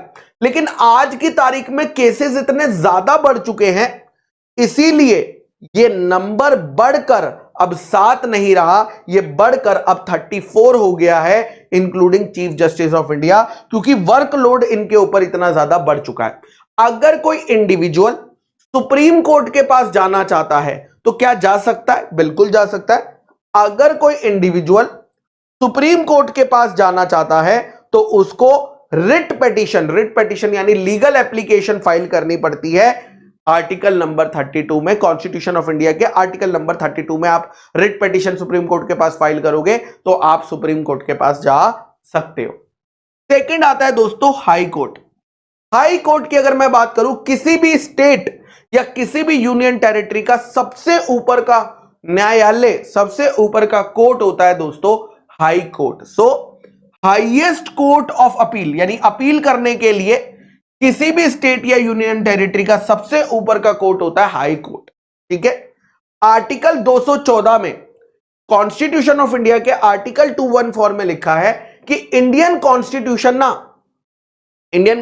में लिखा है कि भैया एक हाई कोर्ट होना चाहिए, हर स्टेट के लिए एक हाई कोर्ट होना चाहिए। अब हाई कोर्ट के पास कितनी पावर होती है? 3 टाइप की पावर होती है। एक होती है अपीलेंट पावर। अपीलेंट पावर मतलब कि अगर हम नीचे के डिस्ट्रिक्ट कोर्ट के डिसीजन से खुश नहीं है तो हम हाई कोर्ट के पास जाकर अपील कर सकते हैं, दैट इज अपीलेंट पावर। एक होती है original jurisdiction power. Original jurisdiction मतलब कई बारी नया केस भी हाई कोर्ट सुन सकता है कुछ केसेस में, तो वो होती है ओरिजिनल पावर। और तीसरी होती है दोस्तों सुपरवाइजरी पावर। सुपरवाइजरी पावर मतलब हाई कोर्ट नीचे के कोर्ट्स को क्या कर सकता है? सुपरवाइज कर सकता है, दैट इज सुपरवाइजरी पावर। अब अगर आप आर्टिकल 227 पढ़ते हो इंडियन कॉन्स्टिट्यूशन का, तो वहां पर जो हाई कोर्ट की सुपरवाइजरी वाली पावर है उस पर क्या लगा रखी है? लिमिट्स लगा रखी है उस पर दोस्तों, वहां पर उस आर्टिकल में लिमिट्स लिखी हुई है। करंटली इंडिया के अंदर कितने हाई कोर्ट है? करंटली इंडिया के अंदर 25 हाई कोर्ट है दोस्तों। 25 हाई कोर्ट्स इंडिया के अंदर है। हर स्टेट के लिए नॉर्मली एक है, लेकिन कुछ ऐसे स्टेट्स भी हैं जिन्हें हाई कोर्ट शेयर करना पड़ता है। ऐसे कितने स्टेट है?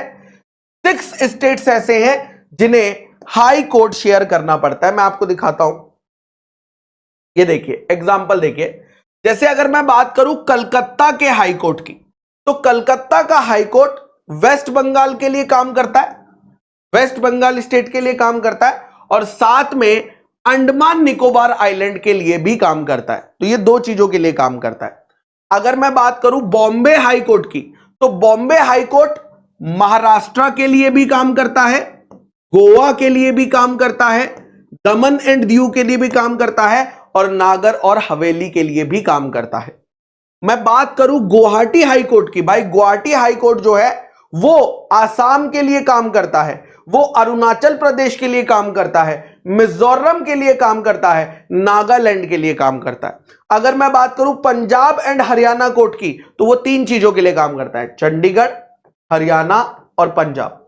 अगर मैं बात करूं जम्मू कश्मीर एंड लद्दाख के हाई कोर्ट की, तो वो जम्मू कश्मीर भी देखता है दोस्तों, ठीक है, और लद्दाख भी दोस्तों देखता है। फिर आता है मद्रास हाई कोर्ट, जो मद्रास हाई कोर्ट है वो तमिलनाडु भी देखता है और पौंडीचेरी भी देखता है दोस्तों। तो ये वो केसेस हैं जहां पर हाई कोर्ट को शेयर किया जा रहा है, जहां पर दोस्तों हाई कोर्ट को शेयर किया जा रहा है। ये मैं फोटो लाया था आप लोगों के लिए, बॉम्बे हाई कोर्ट की फोटो दोस्तों लेकर आया था।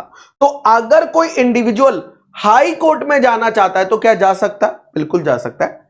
अगर किसी इंसान के फंडामेंटल राइट्स को वायलेट किया गया है तो वो हाई कोर्ट में जा सकता है रिट पिटीशन फाइल करके आर्टिकल 226 के अंदर दोस्तों, आर्टिकल 226 के अंदर। अच्छा, इंडिया का सबसे पुराना हाई कोर्ट कौन सा है? तो इंडिया का सबसे पुराना हाई कोर्ट है कलकत्ता हाई कोर्ट, क्योंकि इस हाई कोर्ट का जन्म हुआ था 2 जुलाई 1862 में। तो दोस्तों 2 जुलाई 1862 में कलकत्ता के हाई कोर्ट का क्या हो गया था दोस्तों? जन्म हो गया था। नेक्स्ट आता है दोस्तों डिस्ट्रिक्ट कोर्ट या सेशन कोर्ट। तो देखो यहां पर मैंने बोर्ड भी देखो लेकर आया हूं, कैसे लगा हुआ है, दीव में है ये, district and session court Diu, ऐसे लगा होता है। अब होता क्या है देखिएगा, हाई कोर्ट के नीचे आते हैं डिस्ट्रिक्ट कोर्ट। अब ये जो डिस्ट्रिक्ट कोर्ट के जज होते हैं ना, डिस्ट्रिक्ट कोर्ट के जो जज होते हैं वो सिविल मैटर्स देखते हैं, डिस्ट्रिक्ट कोर्ट के जजेस सिविल मैटर देखते हैं, और सेशन कोर्ट के जजेस कौन से मैटर देखते हैं? सेशन कोर्ट के जो जजेस होते हैं वो क्रिमिनल मैटर्स देखते हैं, वो क्रिमिनल मैटर्स देखते हैं, ठीक है।